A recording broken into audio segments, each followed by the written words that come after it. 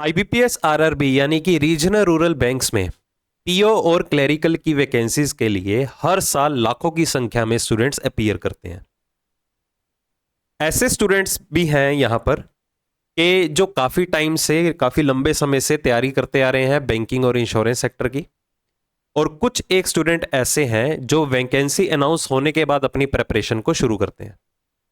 अब जो काफी लंबे समय से प्रेपरेशन शुरू करके बैठा हुआ है या तैयारी कर रहा है, वो बैंकिंग और इंश्योरेंस के किसी भी पोस्ट के लिए अप्लाई करता है, चाहे वो आरबीआई है चाहे वो एसबीआई है, हर एक एग्जाम के लिए वो अपीयर करता ही करता है।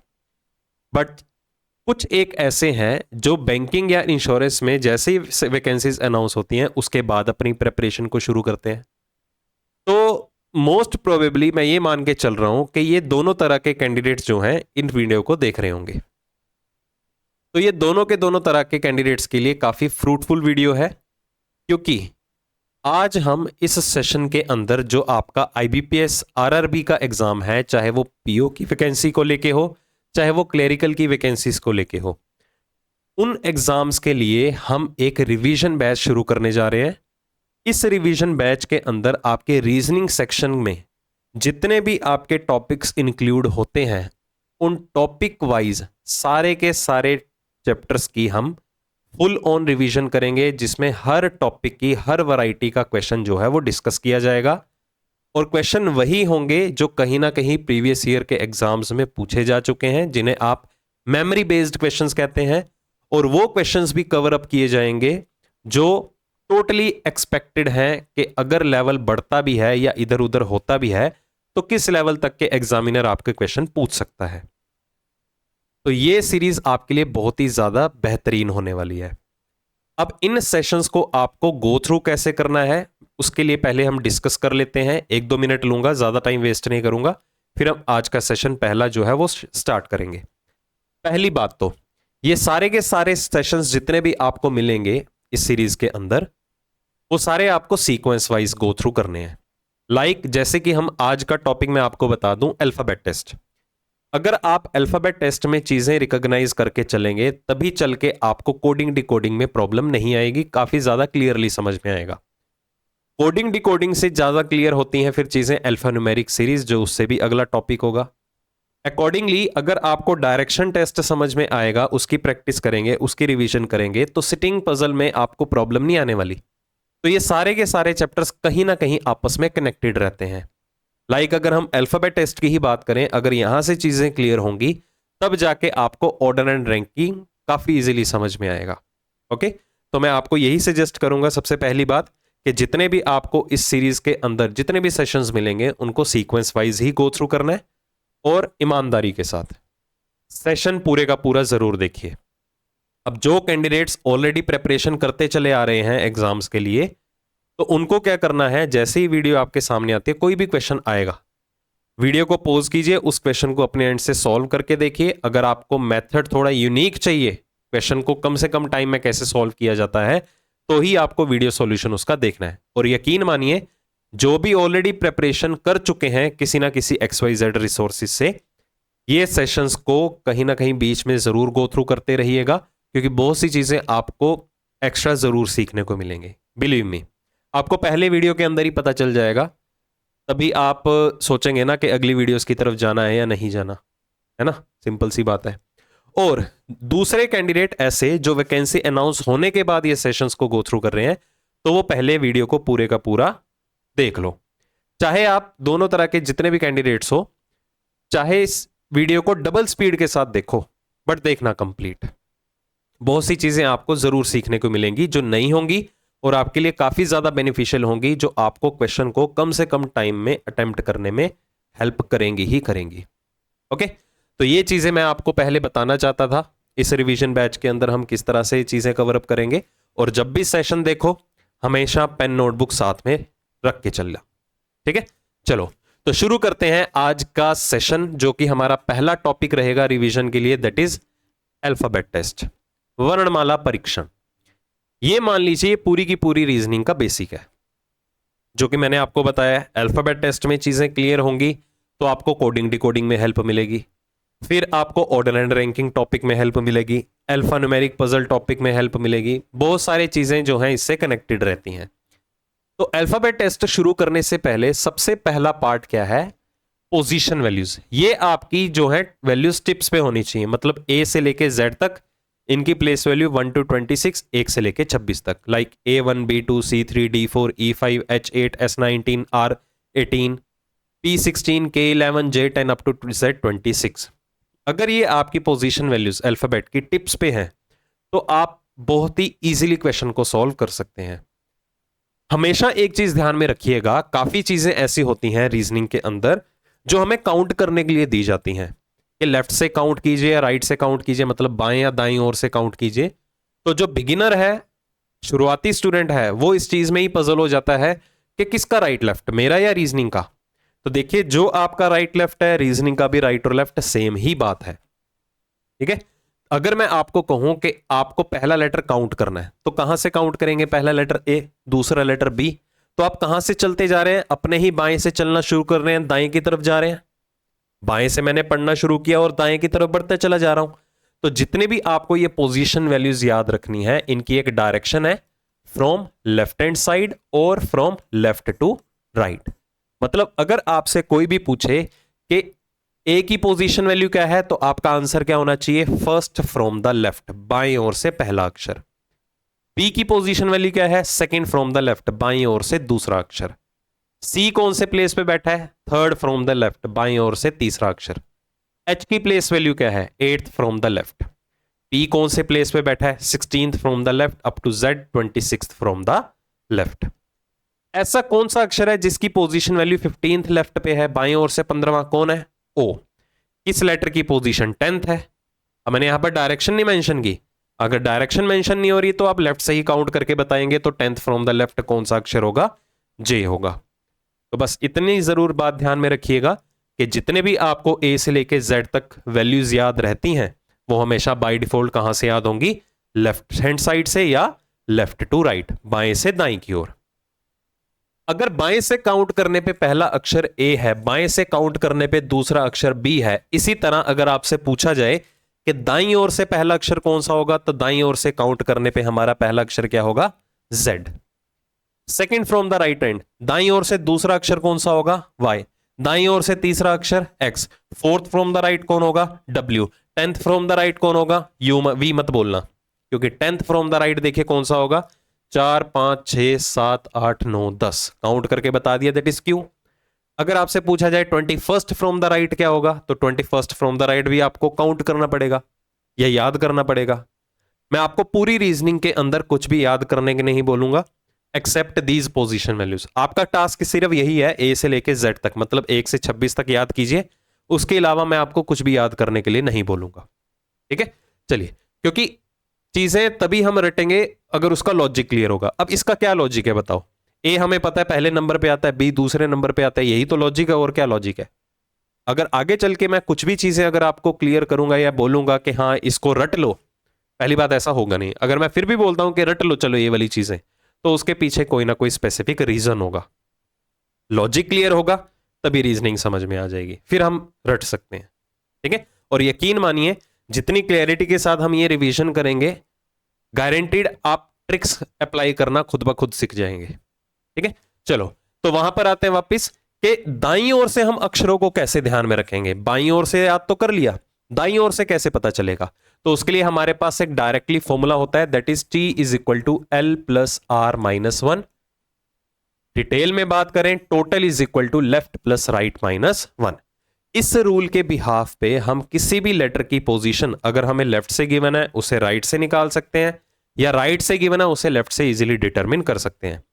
जैसे कि मैं एक अक्षर को उठा लेता हूं, यहां पर कोई भी अक्षर ले लेते हैं, जे की बात कर लेते हैं। अब जे की पोजीशन क्या है, 10th फ्रॉम द लेफ्ट। हमें जे का स्थान बाएं ओर से तो पता है कि बाएं ओर से 10th प्लेस पे आ रहा है, 10वें स्थान पे। हमें इसे राइट हैंड साइड से डिटरमिन करना है, तो कुछ भी नहीं करना, जस्ट इस फॉर्मूले के अंदर इन चीजों को अप्लाई कर दीजिए। यहां पर टोटल नंबर ऑफ लेटर्स कितने होते हैं हमारे पास, 26।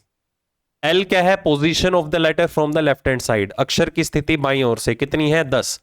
दाईं ओर से स्थिति हमें ज्ञात करनी है, -1, तो 26 is equal to 9 plus R, तो यहां से आर की वैल्यू कितनी आ जाती है, 17। तो कहने का मतलब अगर अल्फाबेटिकल सीक्वेंस अंग्रेजी वर्णमाला के अंदर लेटर जे की पोजीशन बाएं छोर से काउंट करने पे वो 10वें प्लेस पे आ रहा है, तो दाएं छोर से काउंट करने पे उसकी पोजीशन क्या होगी? 17th from the right. तो इस रूल के बिहाफ पे अगर आपको कोई भी लेटर लेफ्ट से पता है तो उसे आप राइट से इजीली डिटरमिन कर सकते हो। तो रिवीजन बैच है तो पूरा इन डेप्थ में नहीं जाऊंगा, क्रिस्प रखेंगे सेशन को, इतना रखेंगे कि तसल्ली भी हो जाए आपकी सेशन को देख के कि हाँ ये रूल की क्लियरिटी क्या होनी चाहिए और किस तरह से इस चीज को इंप्लीमेंट करना है आपको कम से कम टाइम में क्वेश्चन को सॉल्व करने के लिए। अब इसे ट्रिक के बिहाफ पे भी कर सकते हैं। लाइक अगर मैं इसी फॉर्मूले को रीयूज करवाता हूं, that is total is equal to left plus right minus one, तो थोड़ा सा मॉडिफाई करते हैं। मैंने -1 को क्या किया, लेफ्ट हैंड साइड पे शिफ्ट कर दिया तो वो प्लस में कन्वर्ट हो गया। अब हमारे पास टोटल लेटर्स कितने होते हैं? 26 + 1 is equal to L + R। तो उम्मीद करता हूं कि आपको इतनी क्लियरिटी होगी कि ये 27 कहां से आया। ठीक है, क्योंकि हमारे पास कुल अक्षर होते हैं 26, मैंने क्या किया, -1 को लेफ्ट पे शिफ्ट कर दिया तो वो प्लस में कन्वर्ट हो गया, तो सम कितना बन गया? 27। अब आप में से काफियों ने सीख रखा होगा कि 27 में से नंबर माइनस कर दीजिए। अगर मैं कहता हूं कि जे की पोजीशन वैल्यू राइट से निकालो तो 27 में से 10 माइनस कर दो, 27 में से 19 माइनस कर दो, 27 में से 15। आपने 27 में से माइनस करना ही सीखा होगा, बट कुछ हट के चलते हैं। देखिए इन चीजों को मैथमेटिकली कनेक्ट करके देखिए। अगर मैं आपको कोई भी दो नंबर्स देता हूं, उन दो नंबर्स को आप अगर मैं कहता हूं आपस में ऐड कीजिए, लाइक अगर मैं कहता हूं 10 और 15 कितने हो गए, तो आप इंस्टेंटली आंसर दे देंगे 10 और 15 मिलके कितना बनाते हैं? 25। अगर मैं आपको बोलता हूं कि 29 में से 12 माइनस करो, तो 1-2 सेकंड का आप पोज लेंगे फिर आंसर देंगे, हो तो वो भी जाएगा। आप नंबर्स को ऐड भी इजीली कर सकते हो, आप नंबर्स को सब्ट्रैक्ट भी इजीली कर सकते हो। बट अगर मैं दोनों को आपस में कंपेयर करूं तो आप कहेंगे नहीं, हमें ऐड करना ज्यादा बेहतर लगता है एज कंपेयर टू सब्ट्रैक्शन। तो हम ऐड करना सीखते हैं। लाइक यहां से आगे चल के आपको क्या करना है, अगर मैं आपको कोई भी लेटर दे देता हूं, जे की ही बात कर लेते हैं। हमें जे की पोजीशन लेफ्ट से कितनी गिवन है? 10th। हमें राइट से निकालना था, तो यहां से आगे आपको चल के क्या करना है, अपनी लेफ्ट हैंड साइड और राइट हैंड साइड को इक्वल बनाना है। लेफ्ट पे हमारे पास संख्या कितनी है? 27। तो कंडीशन है राइट हैंड साइड पे भी 27 होना चाहिए, तभी left hand side right hand side के इक्वल बन पाएगा। अब राइट हैंड साइड पे हमारे पास कुछ वैल्यू तो गिवन है 10। अब 10 में ऐसा क्या नंबर ऐड किया जाना चाहिए ताकि left hand side right hand side के इक्वल बन जाए? तो आप कहेंगे जी 10 में क्या नंबर ऐड कर दो? 17 ऐड कर दो, तो वो 17th फ्रॉम द राइट हो गया। बस इतना सा टास्क है कि कहीं भी आपको कोई भी लेटर का प्लेस लेफ्ट से गिवन है और उसे राइट से डिटरमिन करना चाहते हो, तो आपको सिंपल सा टास्क फुलफिल करना है कि सम टोटल से एक ज्यादा बनाना है। टोटल कितने हैं? 26। एक ज्यादा कहां से आया? जब मैंने ये -1 लेफ्ट पे शिफ्ट किया था। ठीक है, सम कितना बनाना है? 27 बनाना है। अब अगर आप ये सम टोटल से एक ज्यादा बनाना सीखते हैं तो ऑर्डर एंड रैंकिंग में यही सारे फॉर्मूले यूज होंगे, तो वो आपको और ज्यादा क्लैरिटी में समझ आएगा। ओके, वहां पर होंगे टोटल नंबर ऑफ पर्सन, यहां टोटल लेटर्स आ जाते हैं 26, वहां टोटल पर्सन वेरी करते हैं कि एक रो में कुछ व्यक्ति बैठे होंगे, पर्सन बैठे होंगे 30, 50, 40 कितने भी हो सकते हैं। अगर वहां पर टोटल 40 है तो सम कितना बनेगा? 41। टोटल 45 है तो सम कितना बनेगा? 46। टोटल से एक ज्यादा। अगर आप 27 में से माइनस करना सीखते हैं ना, तो आप सिर्फ इसी चैप्टर के इसी रूल में बैठे रह जाएंगे। तो चीजें हम वही करेंगे ये यूनिवर्सली काम भी आ जाए हमारे। ठीक है, इसकी यूटिलाइजेशन और भी बताऊंगा, क्वेश्चन को बहुत ही ज्यादा इजी बना देता है ये। अब आगे चल के क्वेश्चन का जब रेफरेंसेस लेंगे, क्वेश्चन कवर अप करेंगे, तो उसमें और ज्यादा आपको चीजें क्लियर होंगी। ठीक है, एक दो एग्जांपल्स और कर लेते हैं। लाइक अगर मैं बात करता हूं कि जी की पोजीशन की बात करते हैं, जी की पोजीशन लेफ्ट से काउंट करने पे कितनी है? 7। अब मुझे जी की पोजीशन राइट से डिटरमिन करनी है, तो मैंने क्या कहा कि हमें सम कितना बनाना है? टोटल से एक ज्यादा। टोटल कितना है? 26। सम कितना बना? 27। तो साथ में क्या ऐड करेंगे? 20 ही तो ऐड करेंगे। तो मतलब जी की पोजीशन अगर 7th फ्रॉम द लेफ्ट है तो राइट से वो कौन से प्लेस पे होगा? 20th प्लेस पे होगा। इसी तरह बात करते हैं लेटर पी की। पी की पोजीशन लेफ्ट से काउंट करने पे कितनी है? 16th। अब देखिए आपको ये एक डायरेक्शन से तो लेटर की पोजीशन याद होनी चाहिए, तभी दूसरी डायरेक्शन आप डिटरमिन कर पाएंगे ना। तो एक डायरेक्शन तो पता होनी चाहिए जो कि लेफ्ट से ही आपको याद रखनी है। तो अगर वो 16th फ्रॉम द लेफ्ट है तो बनाइए सम टोटल से एक ज्यादा 27 बनाना है, तो 16 में क्या जोड़ेंगे, 11 जोड़ेंगे तभी तो सम 27 बनेगा, मतलब वो 11th फ्रॉम द राइट हो गया। बस इतना सा टास्क करना है। तो ये तामझाम हम सीखेंगे रिवीजन पॉइंट ऑफ व्यू से, ताकि इसका बेसिक सोर्स क्या है, लॉजिक क्या है, वो क्लियर हो जाए। बट एग्जाम के अंदर हम सिर्फ इन ट्रिक्स को ही अप्लाई करेंगे। तो क्लियर हो गया होगा, क्योंकि ये देखिए बिल्कुल बेसिक चीजें हैं। ये बेसिक चीजें आएंगी समझ में तब जाके आपको क्वेश्चन की भी क्लियरिटी होगी, और कोडिंग डिकोडिंग अगला चैप्टर इसी से ही कनेक्टेड है, वो भी इजीली समझ में आ जाएगा। ठीक है, तो ये हमारा रूल नंबर 1 था इस चैप्टर को लेके। पहली कंडीशन थी कि अगर आपको कोई भी लेटर का प्लेस एक डायरेक्शन से गिवन है तो दूसरी डायरेक्शन से कैसे डिटरमिन करना है। ठीक है, अब इसके बाद हमारे पास एक दूसरा रूल आता है जो कि होता है हमारा ऑपोजिट लेटर को लेके, विपरीत अक्षरों को लेके। चलिए इस चीज को समझते हैं। अब ऑपोजिट लेटर क्या होते हैं, विपरीत अक्षर क्या होते हैं। अगर मैं आपको बेसिक सा क्वेश्चन पुट करूं कि ए के अपोजिट में कौन सा अक्षर आएगा, तो आप में से काफियों को पता होगा जेड। ए के अपोजिट में जेड बैठा होता है। बी के विपरीत में कौन आता है, वाई। सी के विपरीत में कौन आता है, एक्स। डी के विपरीत में कौन आता है, डब्ल्यू। पी के विपरीत में कौन आता है, नहीं पता। पी के विपरीत में कौन रहता है, पी के। ठीक है, पी का अपोजिट लेटर कौन होता है, के। अब इसको अंडरस्टैंड करते हैं, ये अपोजिट बनते कैसे हैं। अब हमेशा एक चीज ध्यान में रखिएगा, अगर आपको एग्जाम में लेटर से रिलेटेड कोई भी चीज गिवन होती है, अगर आपको उससे इजीली एनालाइज कर लिया आपने उस चीज को, तो बहुत बढ़िया बात है। मतलब आपने अल्फाबेट या लेटर्स को लेके बहुत ही ज्यादा वर्कआउट किया हुआ है, काफी चीजें सीख रखी हैं। अगर फिर भी कुछ पल्ले नहीं पड़ रहा ना, ये चल क्या रहा है विद इन द लेटर्स, तो एक सिंपल सा टास्क है, हर अक्षर की पोजीशन वैल्यू को आपको यूज कर लेना है।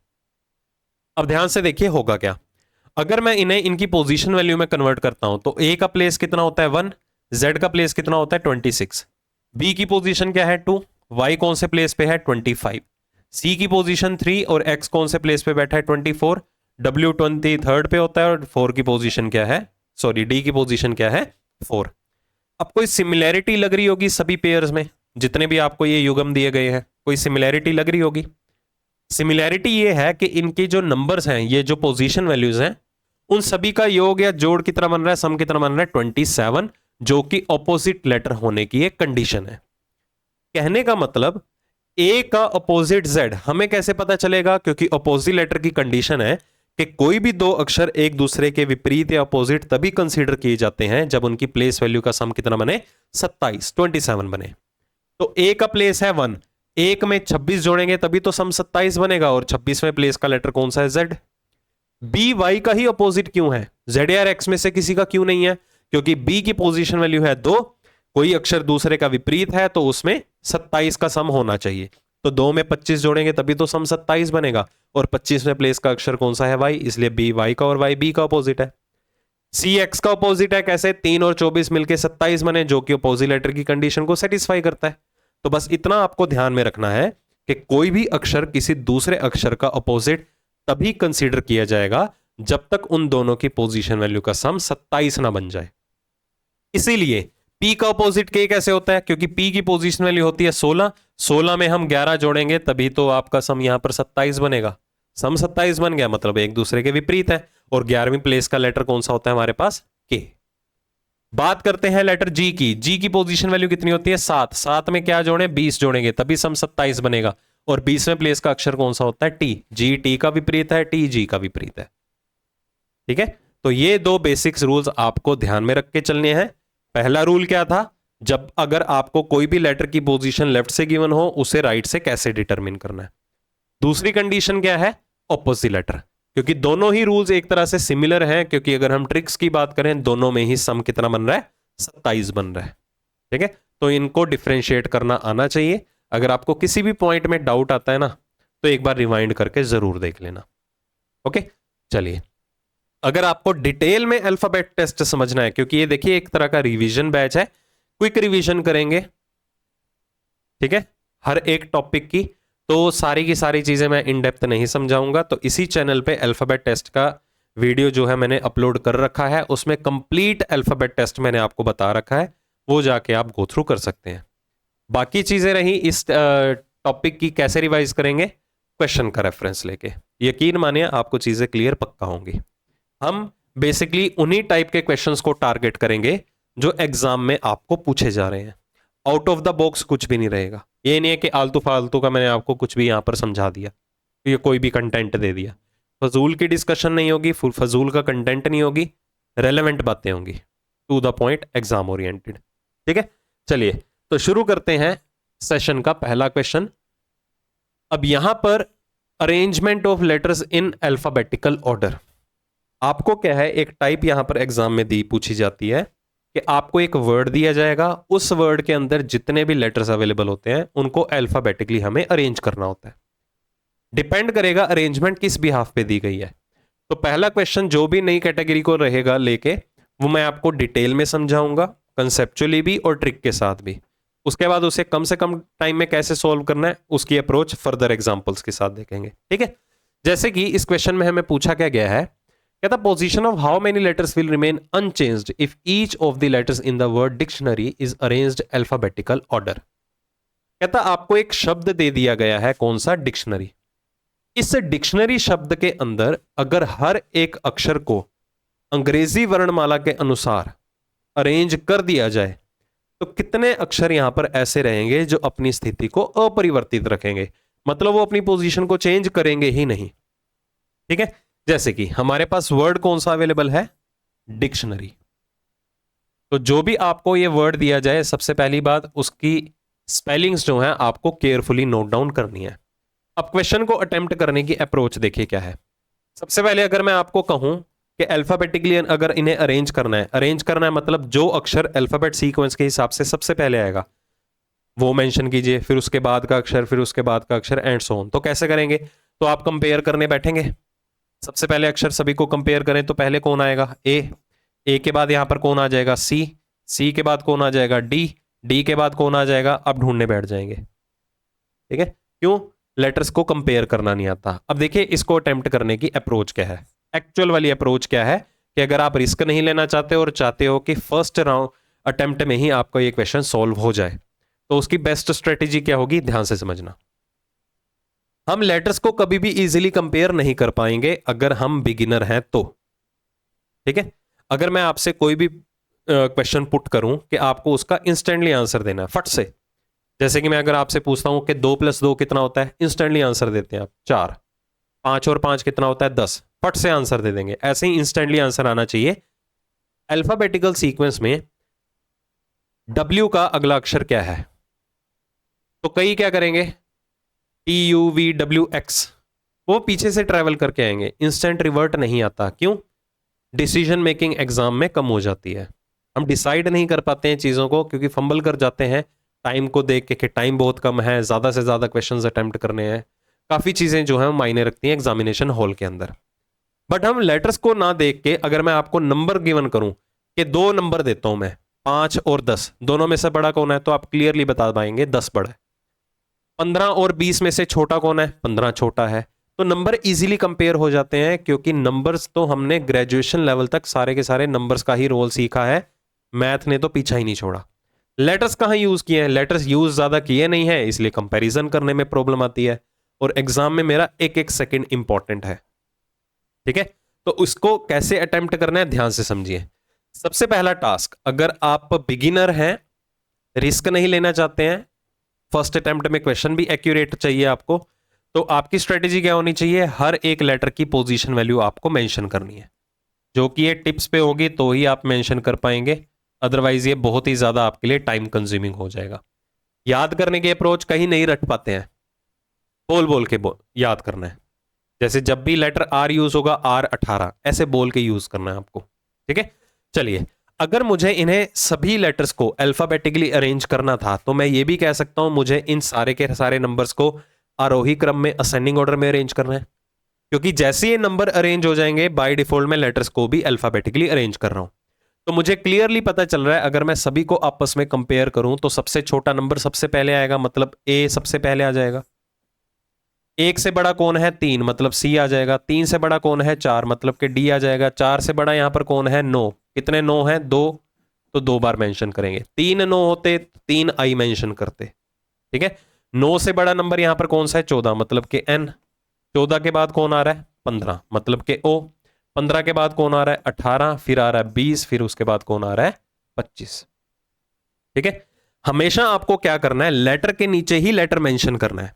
इससे क्या होगा, ध्यान से सुनिए।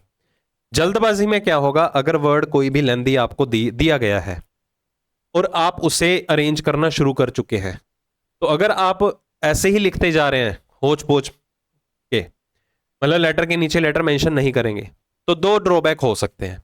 या तो कोई लेटर आपसे स्किप हो जाए या कोई लेटर आपका रिपीट हो जाए। अगर आपका लेटर कोई भी स्किप होगा, अगर आपको लेटर के नीचे लेटर मेंशन करेंगे ना, अगर कोई भी अक्षर आपसे छूट जाएगा तो आपका सीक्वेंस यहां तक खत्म होना चाहिए, वो पहले ही खत्म हो जाएगा और दिमाग की बत्ती इंस्टेंटली जगेगी, भाई कुछ स्किप कर दिया हमने। अगर लेटर के नीचे लेटर मेंशन कर दिया और आपके सपोज आपने कोई लेटर को रिपीट कर लिया है, लाइक आई 2 थे तो आपने 3 मेंशन कर दिए, तो आपका सीक्वेंस यहां पर आके खत्म होगा, तो इंस्टेंटली फिर क्लिक कर जाएगा, भाई कौन एक्स्ट्रा हमने यूज कर लिया है। तो इसलिए थोड़ा केयरफुली अटेम्प्ट करना है क्वेश्चन को, टाइम एक ही बार देना उसको, बार बार सोल्व करके टाइम नहीं वेस्ट करना।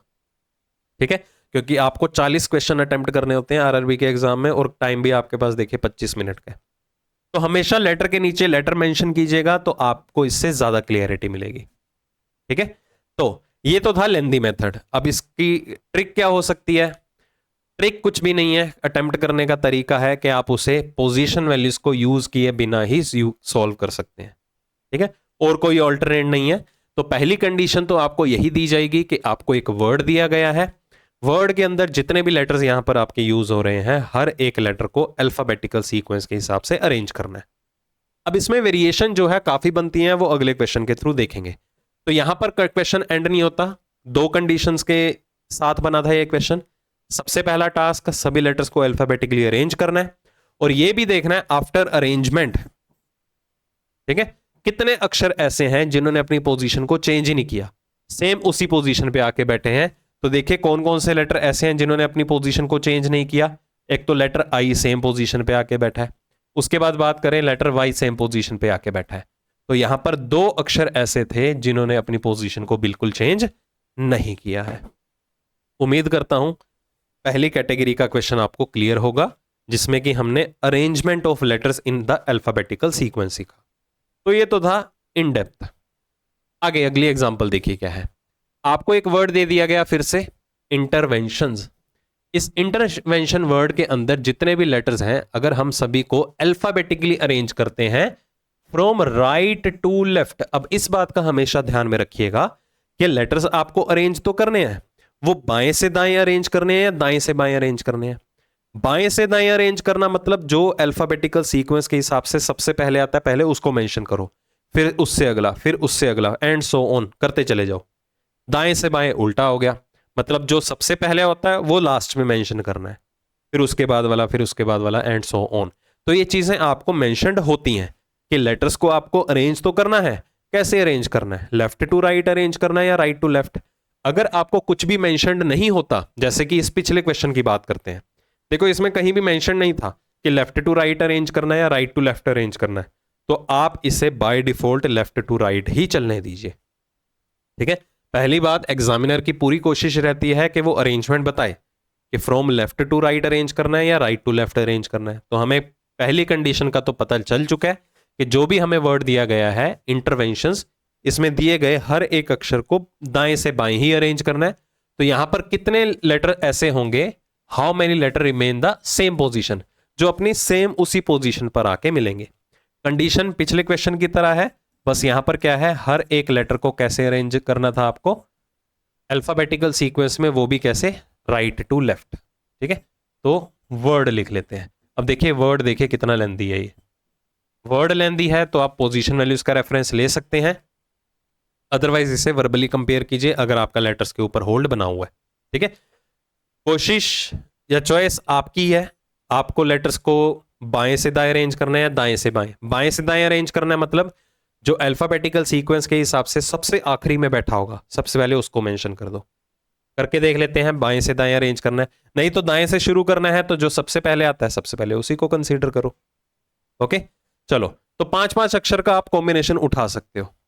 बिगिनर है तो 5-5 लेटर्स का कॉम्बिनेशन उठा सकते हो। A B C D E में से, ए से लेके ई तक में से सबसे पहले देखिए कौन अवेलेबल है।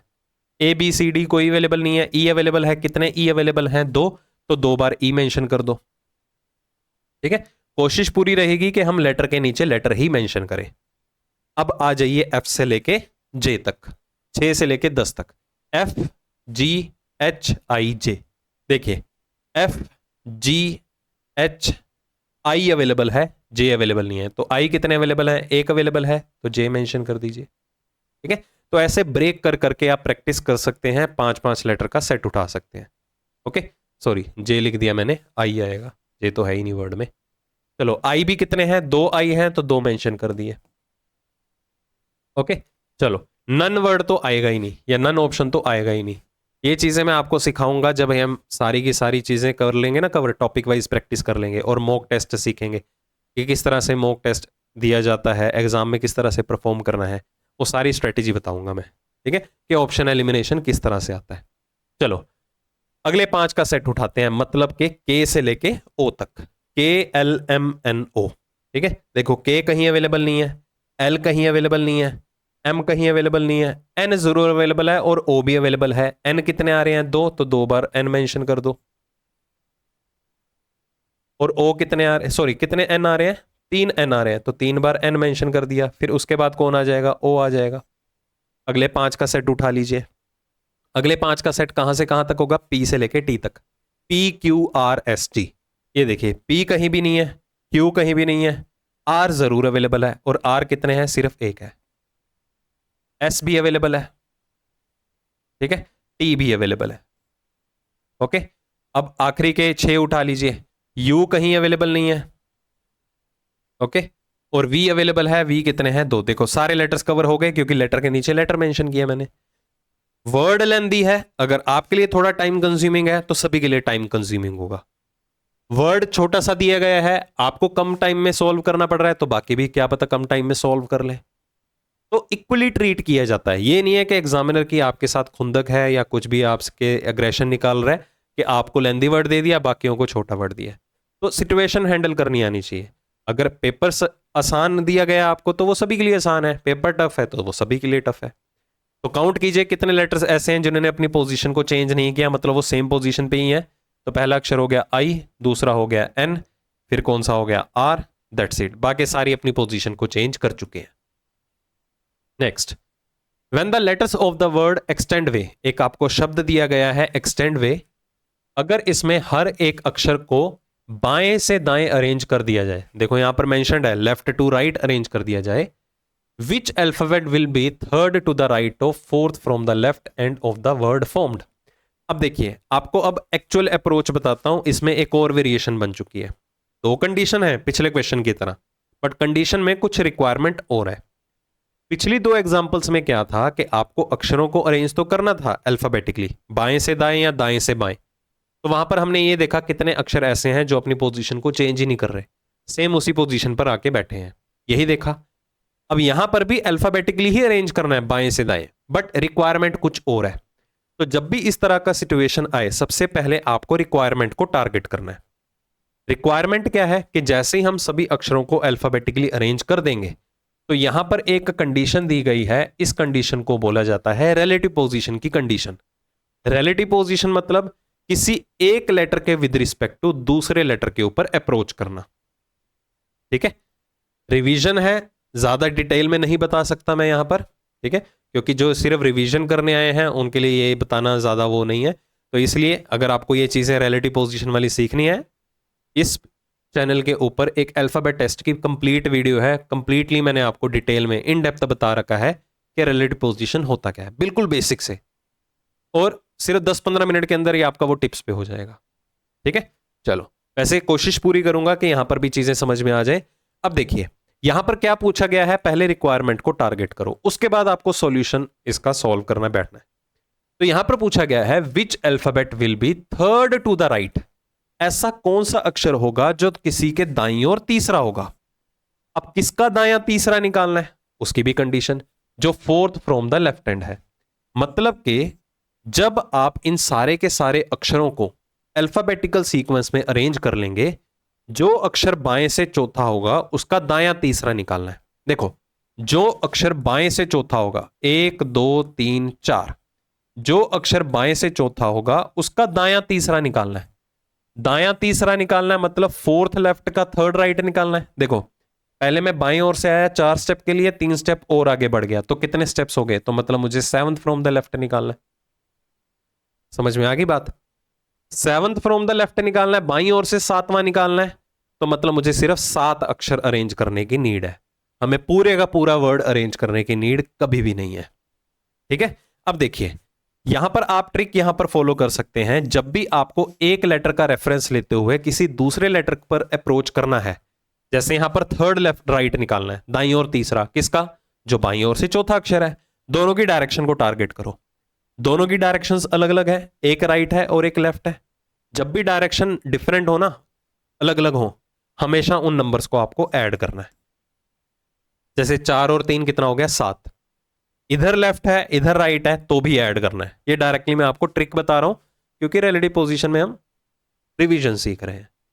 अगर डायरेक्शन सेम हो, अगर इधर लेफ्ट और इधर भी लेफ्ट हो जाता और इधर राइट और दोनों तरफ राइट हो जाता, जब भी डायरेक्शन सेम हो तो आपको सबट्रैक्ट करना होता है। ठीक है, इतना हमेशा ध्यान में रखिएगा। डायरेक्शन डिफरेंट है तो ऐड कर दो, डायरेक्शन सेम है तो क्या करो, सबट्रैक्ट। अब ऐड और सबट्रैक्ट के बाद कौन सी डायरेक्शन आती है, जैसे इन्होंने बोल दिया फोर्थ लेफ्ट का थर्ड राइट, तो हमें क्या निकालना है, 7th लेफ्ट निकालना है। ये लेफ्ट कैसे पता चला, ये देखो फ्रॉम के साथ जो भी डायरेक्शन होती है वही हमें कंसीडर करनी होती है। अगर यहां पर फ्रॉम के साथ लेफ्ट है तो इधर भी क्या आ गया, लेफ्ट आ गया। अगर फ्रॉम के साथ राइट होता तो इधर क्या आ जाता, राइट आ जाता। ये direct revision point of view से मैं आपको ट्रिक बता रहा हूं। ओके चलो, तो हमें अल्टीमेटली क्या निकालना है, 7th फ्रॉम द लेफ्ट। और हमारे पास शब्द कौन सा गिवन था, एक्सटेंड वे। एक्सटेंड वे शब्द के अंदर हमें 7th from the left determine करना है। ठीक है, चलो अब इसको मैं 2 तरीके से अटेम्प्ट करना सिखाऊंगा। पहले हम 7th लेफ्ट निकालते हैं, जो कि बाकी सारे करेंगे। इतना टास्क तो हर कोई कर लेता है, बट आपको थोड़ा यूनिक वे में सिखाना है तो वो भी हम अप्रोच देखेंगे। पहले 7th फ्रॉम द लेफ्ट देखेंगे, बाईं ओर से 7वां अक्षर, मतलब 7 अक्षर अरेंज करने पड़ेंगे। चलो 7 अक्षर अरेंज कर दो।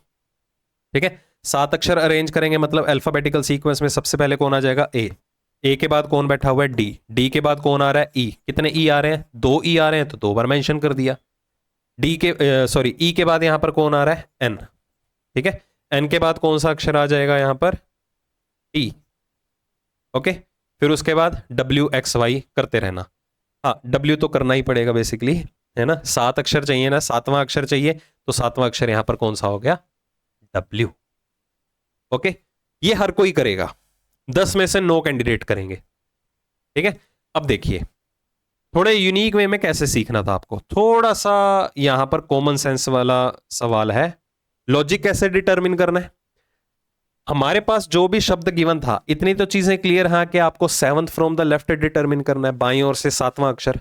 तो पहले देख लो बायां 7वां आएगा कहां पर, 1 2 3 4 5 6 7, मतलब इस अक्षर की जगह कौन सा अक्षर आएगा। अगर हमें बाईं ओर से 7वां अक्षर देखना है तो क्यों ना मैं लेटर्स को रिवर्स सीक्वेंस में अरेंज करना शुरू कर दूं, मतलब जो सबसे आखिरी में आता है ना उसको मेंशन कर दूं। क्योंकि अगर मैं बाईं ओर से चलूंगा ना तो मुझे 7 अक्षर अरेंज करने पड़ेंगे, अगर मैं दाईं ओर से चलूंगा तो मुझे 3 अक्षर ही अरेंज करने पड़ेंगे। तो बेहतर है 3 अक्षर अरेंज कर दो। तो अल्फाबेटिकल सीक्वेंस के हिसाब से सबसे आखिरी में कौन आ जाएगा, वाई, उसके बाद कौन आ जाएगा, एक्स, फिर कौन आएगा, डब्ल्यू। मिल गया मुझे 7th from the left, that is W. तो दोनों में डिफरेंस देख लीजिए एक्सप्लेनेशन में कि आपको 7th लेफ्ट काउंट करना आसान लगा या 3rd from the right count करना आसान लगा। तो जरूरी नहीं है कि जैसे एग्जाम में चीजें दी जाती हैं अकॉर्डिंगली आपको सॉल्यूशन निकालना है, स्मार्टली प्ले करना है। क्योंकि कोई भी आपका वहां पर सॉल्यूशन नहीं देखने आ रहा कि आपने टू द पॉइंट सॉल्यूशन इसका किया या नहीं किया। यहां पर मैटर क्या करेगा, कैसे मर्जी सोल्व करो। ठीक है, कोई भी रूल अप्लाई करके सोल्व करो, आंसर आपने करेक्ट मार्क किया या नहीं किया, दैट्स इट। और किसी को कुछ किसी चीज से मतलब नहीं है। ठीक है, चलो बढ़े अगले क्वेश्चन की तरफ। The position of how many letters will remain unchanged if each of the alphabet in the word belligerent is arranged in alphabetical order from right to left। फिर से देखो एक कंडीशन दी गई है कि belligerent वर्ड के अंदर ऐसे कितने अक्षर रहेंगे जो अपनी पोजीशन को अपरिवर्तित रखेंगे, मतलब उनकी पोजीशन चेंज ही नहीं रहेगी अगर हम सभी अक्षरों को दाएं से बाएं अरेंज करते हैं। अल्फाबेटिकल दाएं से बाएं अरेंज करते हैं मतलब जो सबसे पहले आएगा उसको सबसे आखिरी में रखेंगे, फिर उसके बाद, फिर उसके बाद। तो अप्रोच पता चल चुकी है, सॉल्यूशन निकालिए और इसका आंसर मुझे कमेंट कर दीजिए। ठीक है, अप्लाई कीजिए एक बार, एटलीस्ट ट्राई तो कीजिए, क्योंकि जब तक आप खुद से नहीं सॉल्व करेंगे तब तक कॉन्फिडेंस आपका बूस्टअप नहीं होगा। और मैंने जानबूझ के थोड़ी सी एग्जांपल जो है वो टिपिकल ले रखी हैं, थोड़ी एक्सटेंडेड वर्जन में, क्योंकि रिवीजन कर रहे हैं, तो रिवीजन में आपको कंसेप्ट भी क्लियर करने हैं और टफ क्वेश्चन की हैंडलिंग कैसे करनी है उसकी अप्रोच भी बतानी है। ठीक है, और इसी लेवल के क्वेश्चन आपको असिस्टेंट नहीं तो ऑफिसर लेवल के एग्जाम में पक्का मिलेंगे। अगर वर्ड इजी है तो मान लीजिए क्लरिकल लेवल का क्वेश्चन है, थोड़ा वर्ड लेंथी आ गया मतलब वो मान लीजिए पीओ लेवल का क्वेश्चन है, बस इतना डिफरेंस है। ठीक है, आपको डिफरेंशिएट करना अपने आप ही आ जाएगा। अगला question, which of the following letters will be eighth letter from the right hand if the letters of the word Himalayan are arranged in reverse alphabetical order from left to right. अब ध्यान से समझिए, यहां पर आपको एक word दे दिया गया हिमालयन। इस हिमालयन शब्द के अंदर अगर हर एक अक्षर को रिवर्स सीक्वेंस में लेफ्ट टू राइट अरेंज कर दिया जाए, अब यहां पर रिवर्स अल्फाबेटिकल ऑर्डर भी है और लेफ्ट टू राइट भी है। रिवर्स अल्फाबेटिकल ऑर्डर मतलब जो सबसे आखिरी अक्षर है सबसे पहले उसको अरेंज करना है, बाएं से दाएं अरेंज करना है। मतलब Z पहले आएगा, फिर उसके बाद Y आएगा, फिर उसके बाद X आएगा, फिर W एंड सो ऑन, ऐसे करते रहना है। ठीक है, तो हमें क्या बताना है, eighth from the right hand. Condition वही है, देखिए अब इसको टैकल कैसे करना है, रिक्वायरमेंट का हमें पता चल चुका है। तो सबसे पहले हम ये वर्ड लिख ही लेते हैं। मैं रिपीट कर रहा हूं, स्पेलिंग्स को थोड़ा केयरफुली नोट डाउन करना, क्योंकि स्पेलिंग गलत है तो आंसर ऑब्वियस ही बात है गलत होने के पूरे चांसेस हो जाते हैं। फिर चलिए हिमालयन वर्ड लिख लिया। अब पहले देख लेते हैं eighth from the left and, sorry eighth from the right hand. दाईं ओर से 8वां अक्षर आएगा कहां पर, दाईं ओर से 8वां काउंट करो, 1 2 3 4 5 6 7 8। अगर दाईं ओर से 8वां डिटरमिन करने बैठेंगे तो दाईं ओर से पूरे का पूरा पहले वर्ड अरेंज करना है, फिर दाएं 8वें पे आएंगे। तो बेहतर है मैं सेकंड फ्रॉम द लेफ्ट ही क्यों ना काउंट कर लूं। सेकंड फ्रॉम द लेफ्ट, बाईं ओर से दूसरे में सिर्फ मुझे 2 ही अक्षर अरेंज करने पड़ेंगे, 2 अक्षर अरेंज करने पड़ेंगे। तो अल्फाबेटिकल ऑर्डर के हिसाब से सबसे आखिरी में कौन है, वाई, तो उसको सबसे पहले मेंशन करेंगे क्योंकि रिवर्स अल्फाबेटिकल ऑर्डर है बाएं से दाएं। ठीक है, तो वाई से पहले यहां पर सभी को कंपेयर करो तो कौन सा लेटर आ जाएगा, यहां पर आएगा एन।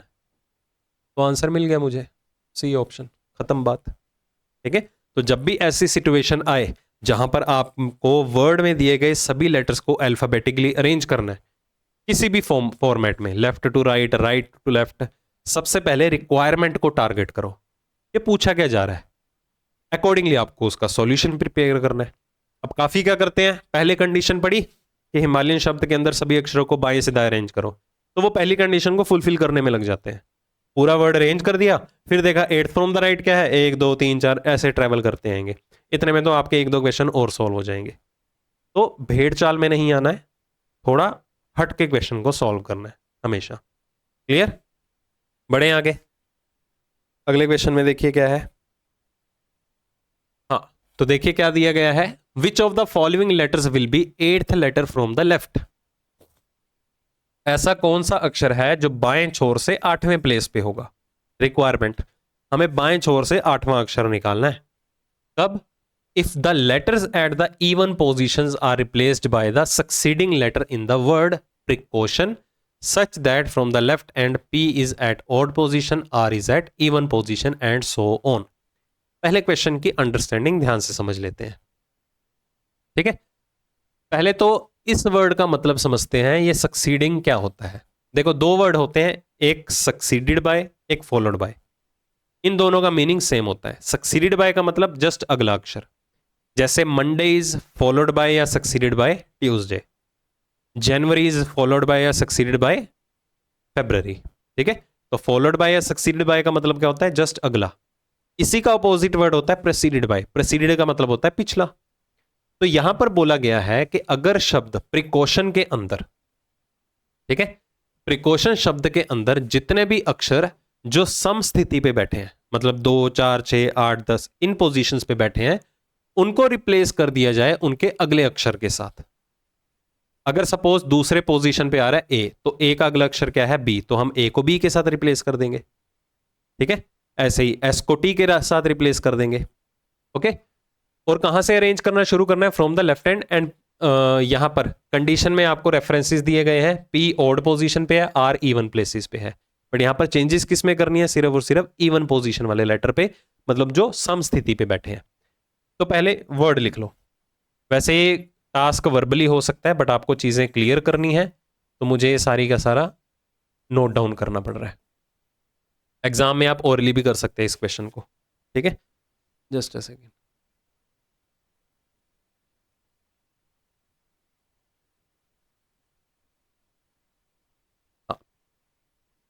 चलिए, वर्ड दिया गया था कौन सा, प्रिकॉशन।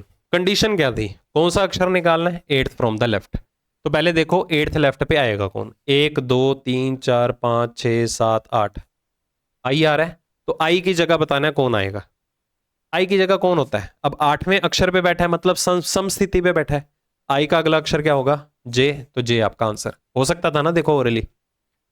तो काफी स्टूडेंट्स क्या करते हैं, उन्होंने कंडीशन दी है जी, हमें तो फुलफिल करना ही है, मतलब जितना भी अक्षर इवन पोजीशन पे है, आर का एस बन गया, सी का डी बन गया, यू का वी बन गया, आई का जे, एन का बन गया ओ, बाकी लेटर्स को क्या करना था, एज इट इज रखना था। फिर हमें बताना है कौन सा, बाईं ओर से 8वां, 1 2 3 4 5 6 7।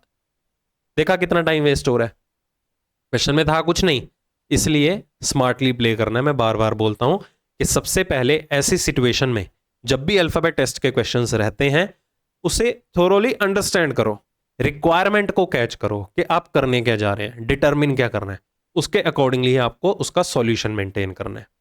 हाँ, अगर एक ही बार रिक्वायरमेंट को देखना है, एक ही बार क्वेश्चन का सॉल्यूशन निकालना है, तो आपकी रीडिंग स्किल्स इतनी तो अच्छी होनी चाहिए कि पहली बार में ही आपको क्वेश्चन की क्लैरिटी मिल जाए।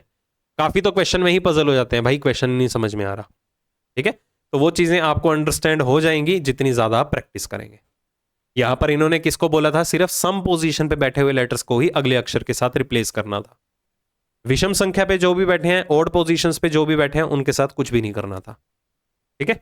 चलो करें आगे। Which of the following will be eight from the left hand. हाँ, एक और क्वेश्चन इसी तरह का ऐसा दे दिया, ठीक है। If the letters at the even position are replaced by the immediate succeeding letter in the word ministers, ठीक है, such that from the left hand M is at odd position, I is at even positions. कुछ difference है इसमें, replaced by immediate succeeding letter, बस इसमें immediate नहीं है, succeeding letter immediate ही कंसीडर किया जाता है। और ज्यादा क्लियरिटी के लिए इन्होंने ये दे दिया, ठीक है। ओके, वैसे एक चीज और मिसिंग है यहां पर, replaced by succeeding letter in the alphabetical order. यहां पर एक वर्ड होना चाहिए था, इन द अल्फाबेटिकल ऑर्डर, ठीक है, अल्फाबेट के हिसाब से अरेंज करेंगे ना, तो यहां पर भी ये वर्ड मिसिंग है, immediate succeeding letter in the alphabetical order. अंग्रेजी वर्णमाला के हिसाब से ही हमें अगले अक्षर के साथ उसे रिप्लेस करना है। अब आप में से कई सोचेंगे कि ऐसा तो नहीं है कि हमें आर को ई के साथ रिप्लेस करना था, सी को ए के साथ रिप्लेस करना था, नहीं। अगर ऐसा हुआ तो थोड़ा सा लॉजिकली सोच लीजिए, एन को किसके साथ रिप्लेस करोगे, एन बेचारा ऐसे बैठा रहेगा, ठीक है। हर चीज का मैं रीजन बताऊंगा यहां पर, ओके। तो यहां पर स्टेटमेंट थोड़ी मिसिंग है, अल्फाबेटिकल सीरीज के हिसाब से आपको ये फ्रेज मेंशन्ड होगा, क्योंकि जितनी भी आपको चेंजेस करनी होती हैं सक्सीडिंग लेटर या फॉलोड बाय लेटर या प्रेसीडिंग लेटर के साथ, वो हमेशा अल्फाबेटिकल सीक्वेंस के हिसाब से ही मेंशन किया जाता है, ठीक है। तो ये क्वेश्चन की क्लैरिटी आपको सिमिलर पिछले क्वेश्चन की तरह मिल गई होगी। जल्दी से इसका आंसर जो है मुझे कमेंट सेक्शन में बताइएगा, ठीक है। बहुत ही सिंपल लेवल का है, जो भी दूसरे चौथे 8वें 10वें 12वें प्लेस पे बैठा है उसको अगले अक्षर के साथ रिप्लेस करो, बताना कौन सा है, eighth from the left hand. तो पूरा सॉल्व मत करने बैठना, जो पिछले क्वेश्चन की एक्सप्लेनेशन थी वही एक्सप्लेनेशन यहां पर भी काम आएगी, सिर्फ 8वें अक्षर को रिप्लेस कर दो, और ओरली करना, लिखने भी मत बैठना, ठीक है।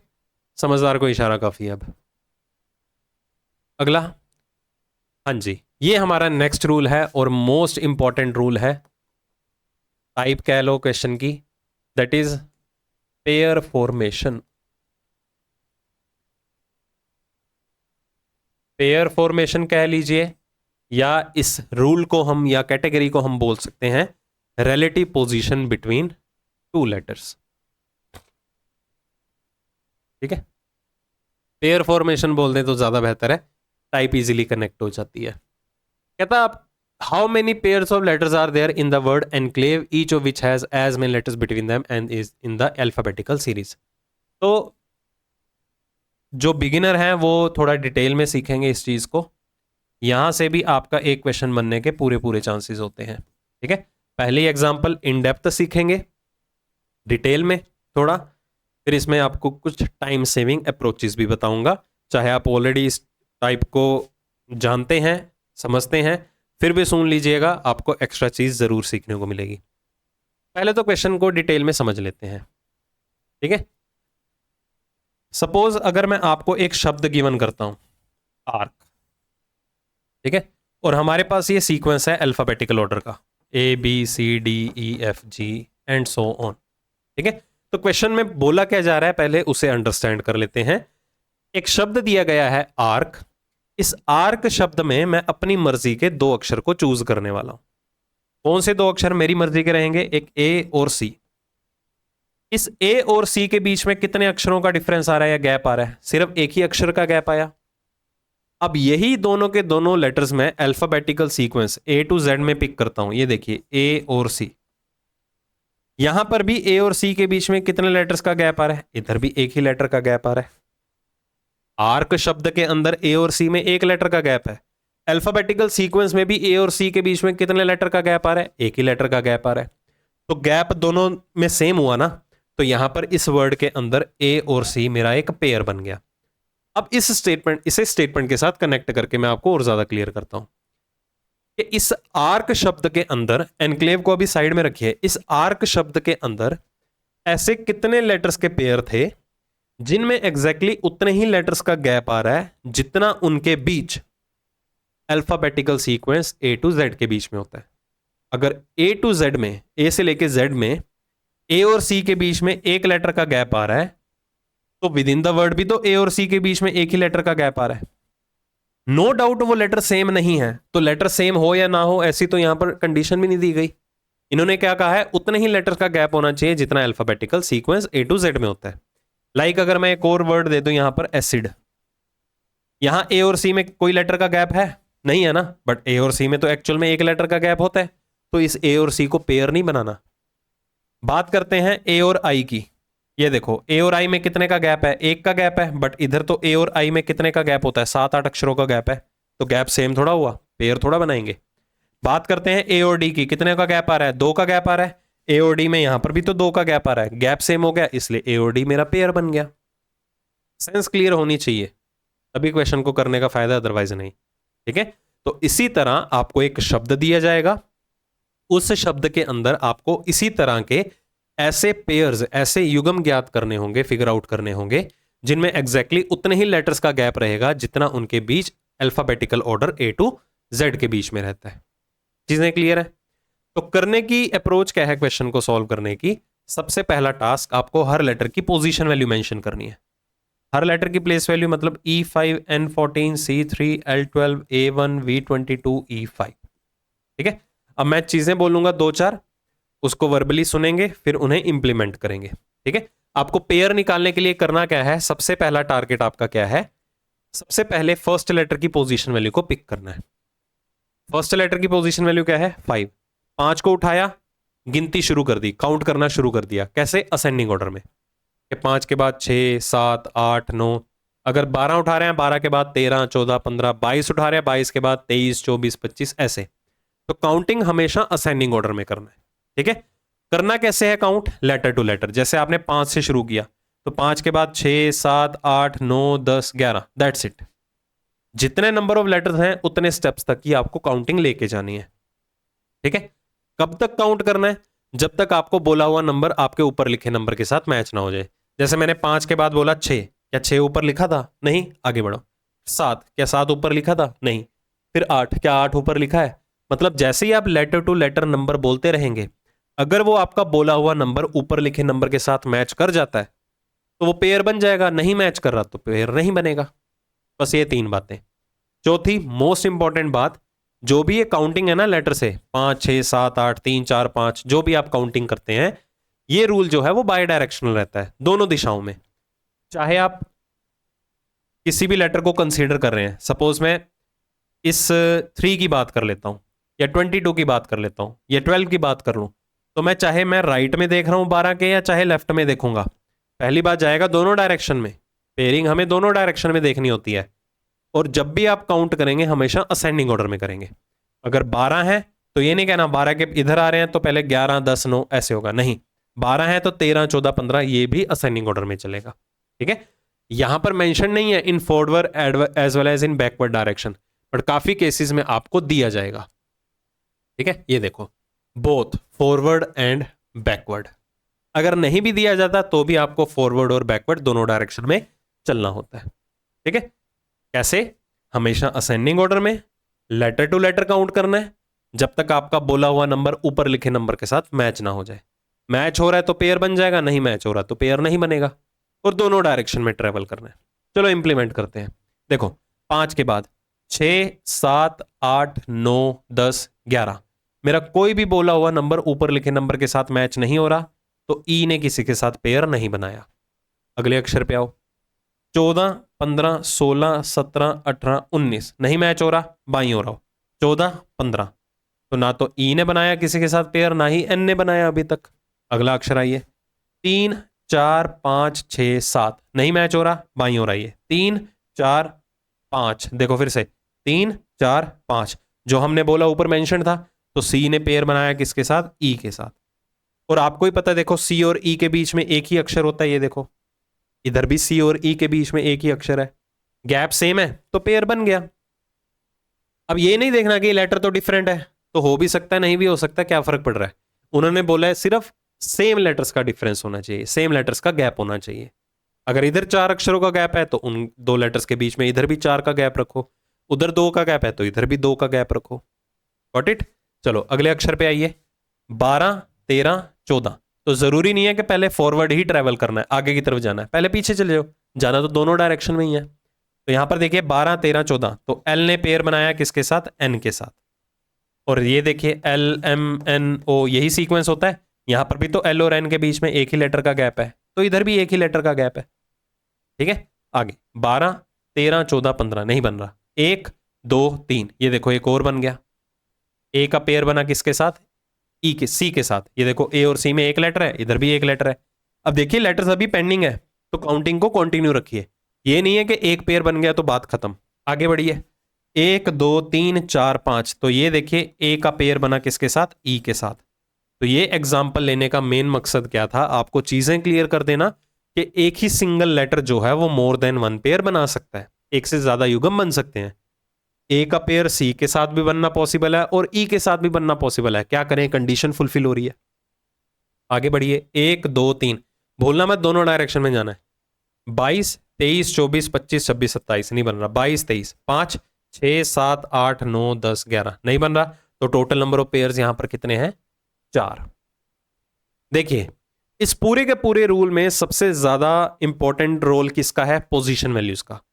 अगर आपने हर लेटर की पोजीशन वैल्यू को एक्यूरेटली लिखा होगा, सही मेंशन किया होगा, तभी एक्यूरेट आंसर आएगा ना। क्योंकि अगर आपने किसी लेटर की पोजीशन वैल्यू गलत लिख दी तो जब आप काउंटिंग करने बैठेंगे नंबर मिसमैच हो सकता है, फिर या तो पेयर एक्स्ट्रा बन सकता है या तो पेयर एक कम बन जाएगा। बाकी किस्मत आपके ऊपर है।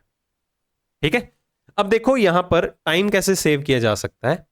जैसे मैंने एनक्लेव वर्ड में हर एक लेटर को यूज किया। ठीक है, हर एक लेटर को यूज किया पेयर काउंट करने के लिए। इसी के विद रिस्पेक्ट टू अगर मैं एक एग्जांपल ले लेता हूं, मैं शब्द ले लेता हूं यहां पर डेबल। ठीक है, इसको छोड़ दीजिए। अगला जो एग्जांपल है, पहले ट्रिक देख लीजिए क्या है। इसमें भी पेयर्स ही निकालने हैं, ध्यान से समझना। अब मुझे यहां पर भी हर एक लेटर को कंसीडर करना पड़ेगा। आप कुछ एक केसेस में लेटर्स को अवॉइड भी कर सकते हैं, आप हर एक लेटर को काउंट करने की आपको नीड नहीं है। जैसे कि पिछले शब्द में अगर हम देखें तो किसने किसके साथ पेयर बनाया था? एल ने पेयर बनाया था एन के साथ, देखो 12, 13, 14। ए ने पेयर बनाया ई के साथ 1, 2, 3, 4, 5। ठीक है, तो यहां से कंक्लूजन निकला, अगर ए ने ई के साथ पेयर बनाया मतलब ई की पोजीशन वैल्यू ज्यादा थी ए से। एल ने एन के साथ पेयर बनाया क्योंकि एन की पोजीशन वैल्यू ज्यादा थी एन से। तो कहने का मतलब किसी भी अक्षर को किसी दूसरे अक्षर के साथ अगर पेयर में आना भी है, ये देखो किसी भी अक्षर को किसी दूसरे अक्षर के साथ पेयर में आना भी है तो उसे अपने से बड़ी पोजीशन मिलेगी आगे जाके, तभी पेयर बन पाया। क्योंकि आप लॉजिकली सोचिए, आप काउंट कैसे करते हैं हमेशा असेंडिंग ऑर्डर में, तो किसी भी नंबर को अपने से बड़ा नंबर मिलेगा आगे जाके तभी पेयर बन पाएगा ना, छोटे नंबर के साथ थोड़ा कर देगा। छोटे नंबर के साथ क्यों नहीं करेगा? क्योंकि हम जब काउंटिंग ही बढ़ते क्रम की तरफ जा रहे हैं तो छोटे नंबर के साथ कैसे हो जाएगा? समझ में आई बात? ठीक है, तो अगर मैं कहता हूं यहां पर सबसे बड़ी पोजीशन को टारगेट कर लो, रिवीजन है इसलिए जल्दी से फटाफट खत्म करूंगा। सबसे बड़ा नंबर यहां पर कौन सा है? 12। तो अगर 12 को किसी के साथ पेयर में आना भी है तो किसके साथ आ सकता है? 12 के बाद अगर इधर 13 बैठा हो, 12 और 13 नंबर मैच हो गया तो पेयर बन गया। इधर 14 बैठा होगा, 12 और 14 के साथ पेयर। इधर 15 बैठा होगा, 12 और 15 के साथ पेयर बन गया। मतलब 12 को अपने से बड़ा नंबर चाहिए ना पेयर बनाने के लिए। क्या आपको 12 से बड़ा नंबर कहीं भी दिखाई दे रहा है? बिल्कुल भी नहीं। तो जिस लेटर की पोजीशन वैल्यू मैक्सिमम हो उसे काउंट करके आप बिल्कुल भी टाइम वेस्ट मत करना, क्योंकि वो किसी के साथ पेयर ही नहीं बनाएगा। बाकी उसके साथ बना सकते हैं बट वो किसी के साथ नहीं बनाएगा। जैसे कि यहां पर 22 नंबर सबसे बड़ा था, तो आपको 22 को काउंट करने की नीड थोड़ा थी, क्योंकि 22 से बड़ा नंबर है ही नहीं। 14 की बात करें, 14 के दाईं ओर देखो, 14 से बड़ा नंबर 1 था तो हमें काउंट करना पड़ा।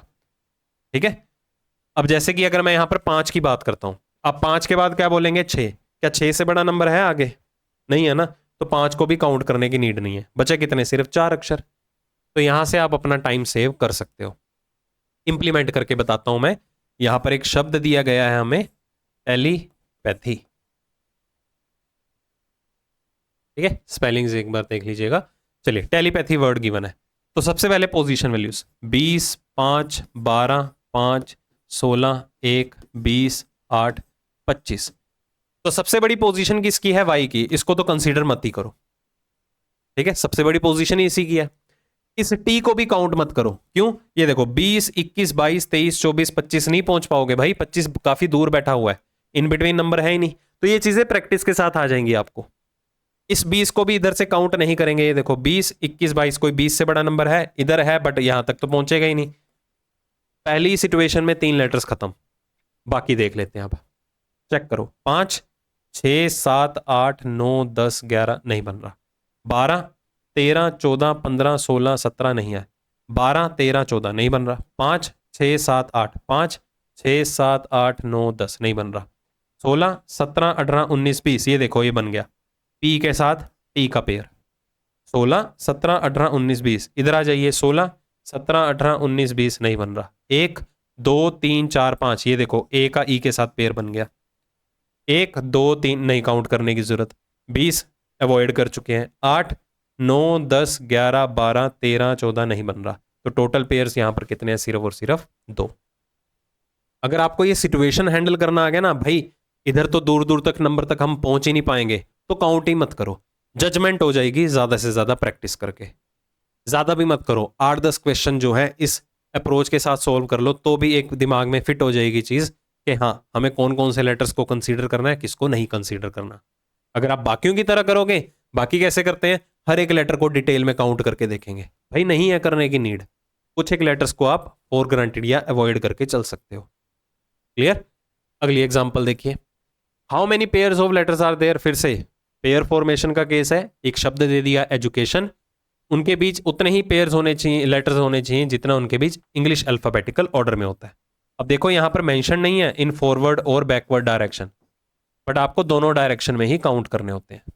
ठीक है, चलो पहला टास्क पोजीशन वैल्यूज 5, 4, 21, 3, 1, 20, 9, 15, 14। ये डायरेक्टली पता चल रहा है। देखो 3 और 4 सॉरी 4 और 5 14 और 15। 21 को काउंट करने की नीड नहीं है, 20 को काउंट करने की नीड नहीं है। डायरेक्टली अप्रोचेस लगा सकते हो। चलो शुरू कर देते हैं। 5, 6, 7, 8, 9, 10, 11, 12, 13 नहीं बन रहा। 4, 5 बना दिया। 4, 5, 6, 7, 8, 9 एक ये बन रहा है। ओके, 21 को काउंट करना नहीं है। 3, 4, 5 नहीं बन रहा। 3, 4, 5, 6, 7 नहीं बन रहा। 1, 2, 3, 4 ये बन गया। ये भी बनेगा। 4 और 5 एक साथ है। ठीक है, 1, 2, 3 सिंगल डिजिट में नहीं है और गोली मारो। 9, 10, 11, 12, 13, 14 नहीं बन रहा। 9, 10, 11, 15, 16, 17, 18, 19, 20 नहीं बन रहा। 14, 15 बना दिया। अगर 15 का नहीं बन रहा तो 14 का भी नहीं बनेगा। काउंट कर लो ये कितने हैं? 5, मोर देन 4। खत्म। कितना टाइम लगा? चाहे जितना मर्जी लेंथी वर्ड आ जाए, कोई दिक्कत वाली बात नहीं है, अगर आपको ऐसी अप्रोचेज अप्लाई करनी आती हैं। देखो कहीं भी किसी भी पॉइंट में डाउट आए ना कि हाँ यार बंदे ने क्या बोला था, रिवाइंड करके देख लो। रिपीट क्या पता मैं करता हूँ वो बात नहीं करता, तो बेहतर है रिवाइंड करके देख लो। ठीक है, बढ़े आगे।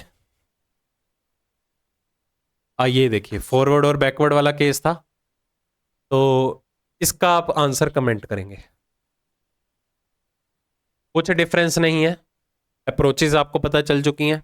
ठीक है, बस एक एक्स्ट्रा फ्रेज गिवन है, बोथ फॉरवर्ड एंड बैकवर्ड।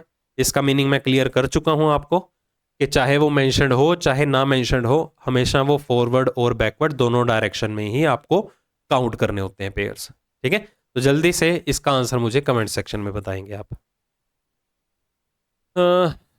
ये भी सेम ही है, ये दोनों हो गए। आप वर्ड लिखेगा कमेंट सेक्शन में कैसे करना है, लेमेंटेबल में हाइफन डाल के इसमें पेयर्स बता दो कितने आ रहे हैं, 2 3 1 कितने भी हैं। इसका भी सेम, इसमें भी आपको पेयर्स ही निकालने हैं। पता चल चुका है तो आंसर दे सकते हैं। ठीक है, बाकी मैं टेलीग्राम चैनल का जो लिंक है वो डिस्क्रिप्शन में डाल दूंगा, अगर आपको ये सेशंस की आपको पीडीएफ चाहिए तो वहाँ से आप डायरेक्टली सॉल्व कर सकते हैं। ओके, चलो, मोस्ट इंपॉर्टेंट कैटेगरी, और ऐसी कैटेगरी जो काफ़ी स्टूडेंट्स जो हैं फॉर ग्रांटेड लेके चलते हैं, मतलब एग्जाम में स्किप करके आते हैं। टाइप का नेम क्या है, वर्ड फॉर्मेशन, शब्द निर्माण करना। वर्ड फॉर्मेशन, शब्द बनाना। अब यहां पर कैटेगरी क्या है, आपको कुछ लेटर्स दिए जाते हैं। ठीक है, जैसे कि पहली कैटेगरी का एग्जांपल लेके ही मैं आपको चीजें क्लियर कर देता हूं। यहां पर मेंशन्ड है, if a meaningful word starting with S can be formed from the letters E A S V, then the third letter of the word is your answer. अगर कोई भी वर्ड नहीं बनता, no such word can be formed, then your answer is M. कहता आपको एक 4 letters already given है, कौन कौन से, ए ई एस वी। ये आरआरबी क्लरिकल लेवल तक का क्वेश्चन है। ठीक है, ये पीओ प्री में नहीं आता, क्लरिकल प्री में आएगा। ए ई एस वी, आपको 4 अक्षर दिए गए हैं। एग्जामिनर पूछता है आपसे कि इन चारों अक्षरों में अगर एक ऐसा वर्ड बनाया जाए सभी लेटर्स को यूज करके जो किससे शुरू होता हो, एस से शुरू होता हो। अब इन्होंने मेंशन कर दिया ना, एस से शुरू होता हो, या ऐसा भी हो सकता था कोई और 4 लेटर दे दिए पी से शुरू होता हो, मतलब वो स्टार्टिंग दे रहा है कि इस लेटर से ही वर्ड शुरू होना चाहिए। 99.99% केसेस में वर्ड बनता है, पक्का बनेगा, और एक ही मीनिंगफुल वर्ड बनेगा। जैसे कि यहां पर दे दिया ई ए एस वी, तो इनको यूज करके एक ही मीनिंगफुल वर्ड बनता है, दैट इज सेव। इसके अलावा कोई और बनेगा ही नहीं। ठीक है, एस से शुरू होने वाला, ऐसा नहीं है कि इन सारे लेटर से ही नहीं, ऐसे तो वास भी बनता है V A S E, but specifically mention कर दिया ना एस से ही शुरू होना चाहिए, तो एस से सिर्फ एक ही वर्ड बनना है, दैट इज सेव। तो इस सेव का हमें क्या बताना था, third letter of that word. इसका थर्ड लेटर कौन सा है, वी, तो वी आपका आंसर हो गया। तो जब भी ऐसी कंडीशन आपको दी जाए कि एग्जामिनर ने आपको कुछ लेटर्स दिए हैं, वो लेटर को यूज करके स्पेसिफिक लेटर से कोई वर्ड बनाना है, मीनिंगफुल वर्ड बनाना है। अब देखिए, मीनिंगफुल वर्ड की बात की जा रही है, तो आप कभी भी कोई भी वर्ड बनाएंगे, प्रैक्टिस करेंगे अगर, कभी भी गूगल पे मत सर्च कीजिएगा, हमेशा डिक्शनरी में सर्च कीजिएगा, क्योंकि जितने भी आपको क्वेश्चंस दिए जाते हैं वो डिक्शनरी ऑर्डर के हिसाब से ही दिए जाते हैं, given in the English dictionary, ऐसा दिया जाता है। ठीक है, अगर आप गूगल पे सर्च करेंगे कोई ना कोई वर्ड का तो मीनिंग निकल के आ ही जाएगा, वो वर्ड डिक्शनरी का पार्ट है या नहीं है वो मैटर करता है। बाकी जितने भी मीनिंगफुल वर्ड्स बनेंगे वो कोई भी हो सकते हैं, second form of verb, third form of verb, singular है, प्लूरल है, चलेगा, होना मीनिंगफुल चाहिए। ध्यान में रखिएगा, आपका नेम और आपका सरनेम वो मीनिंगफुल वर्ड्स में नहीं आता। तो वर्ड फॉर्मेशन की एक पहली कैटेगरी थी, एग्जामिनर अपने लेवल पे ही आपको कुछ एक लेटर्स देगा। ठीक है, उन लेटर्स को यूज करके आपको वर्ड बनाना होगा, और वर्ड कहां से बनाना है, कौन से लेटर से स्टार्ट होगा वो भी बता दिया जाएगा। बहुत ही बेसिक लेवल का क्वेश्चन। अब इसमें भी वेरिएशन बनती है, जैसे कि इस क्वेश्चन में देखिए, अब आपके सामने एक शब्द दे दिया गया, कौन सा, रेवोल्यूशन, है ना, एक रेवोल्यूशन शब्द दे दिया गया। कहता if a 4 letter meaningful word can be formed, अगर 4 अक्षरों का एक अर्थपूर्ण शब्द बनाया जाए, कौन से अक्षर को यूज करके? थर्ड, फिफ्थ, सेवंथ और नाइन्थ। किस शब्द में? रेवोल्यूशन में।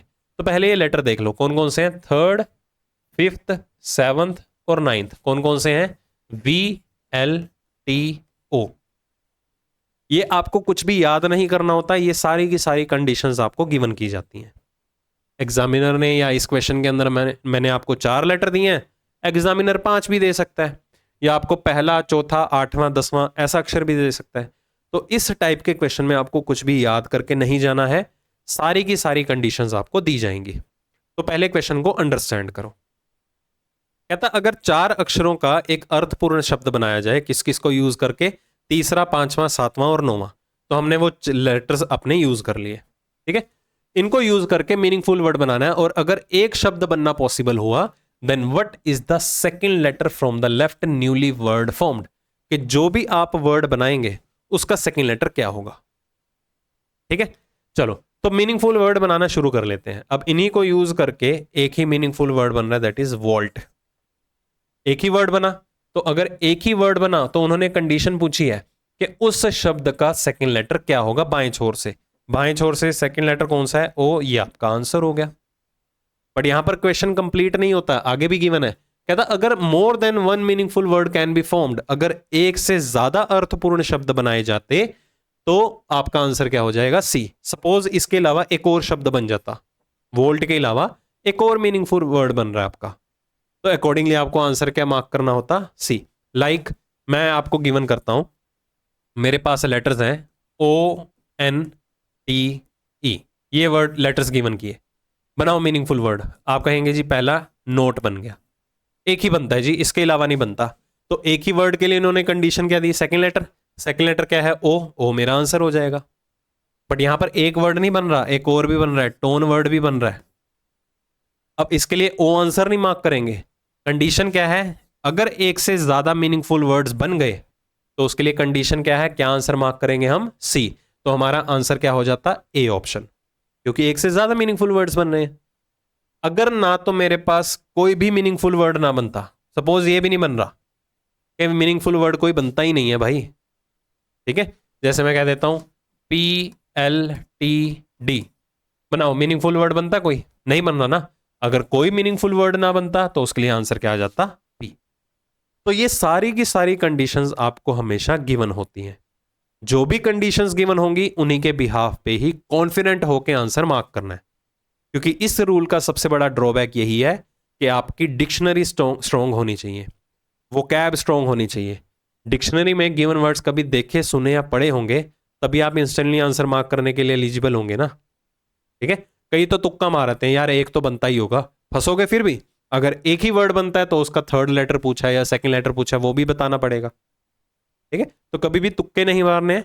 अगर आपका इस टाइप के क्वेश्चन के ऊपर होल्ड बना हुआ है तो अटेम्प्ट कीजिए, अदरवाइज इग्नोर कर दीजिए। गलत बिल्कुल भी अटेम्प्ट नहीं करना, क्योंकि ये खुद तो गलत होगा ही होगा, जो सही है ना उसका भी 1/4 ले जाएगा, just because of negative marking.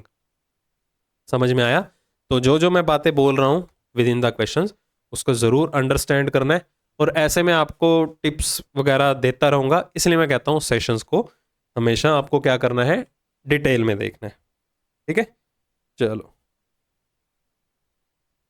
करें आगे।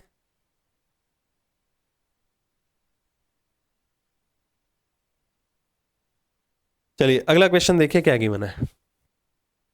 If a meaningful word can be formed, अगर एक शब्द अर्थपूर्ण शब्द बनाया जा सकता है किस किस को यूज करके? फर्स्ट, फोर्थ, सेवंथ और नाइन्थ।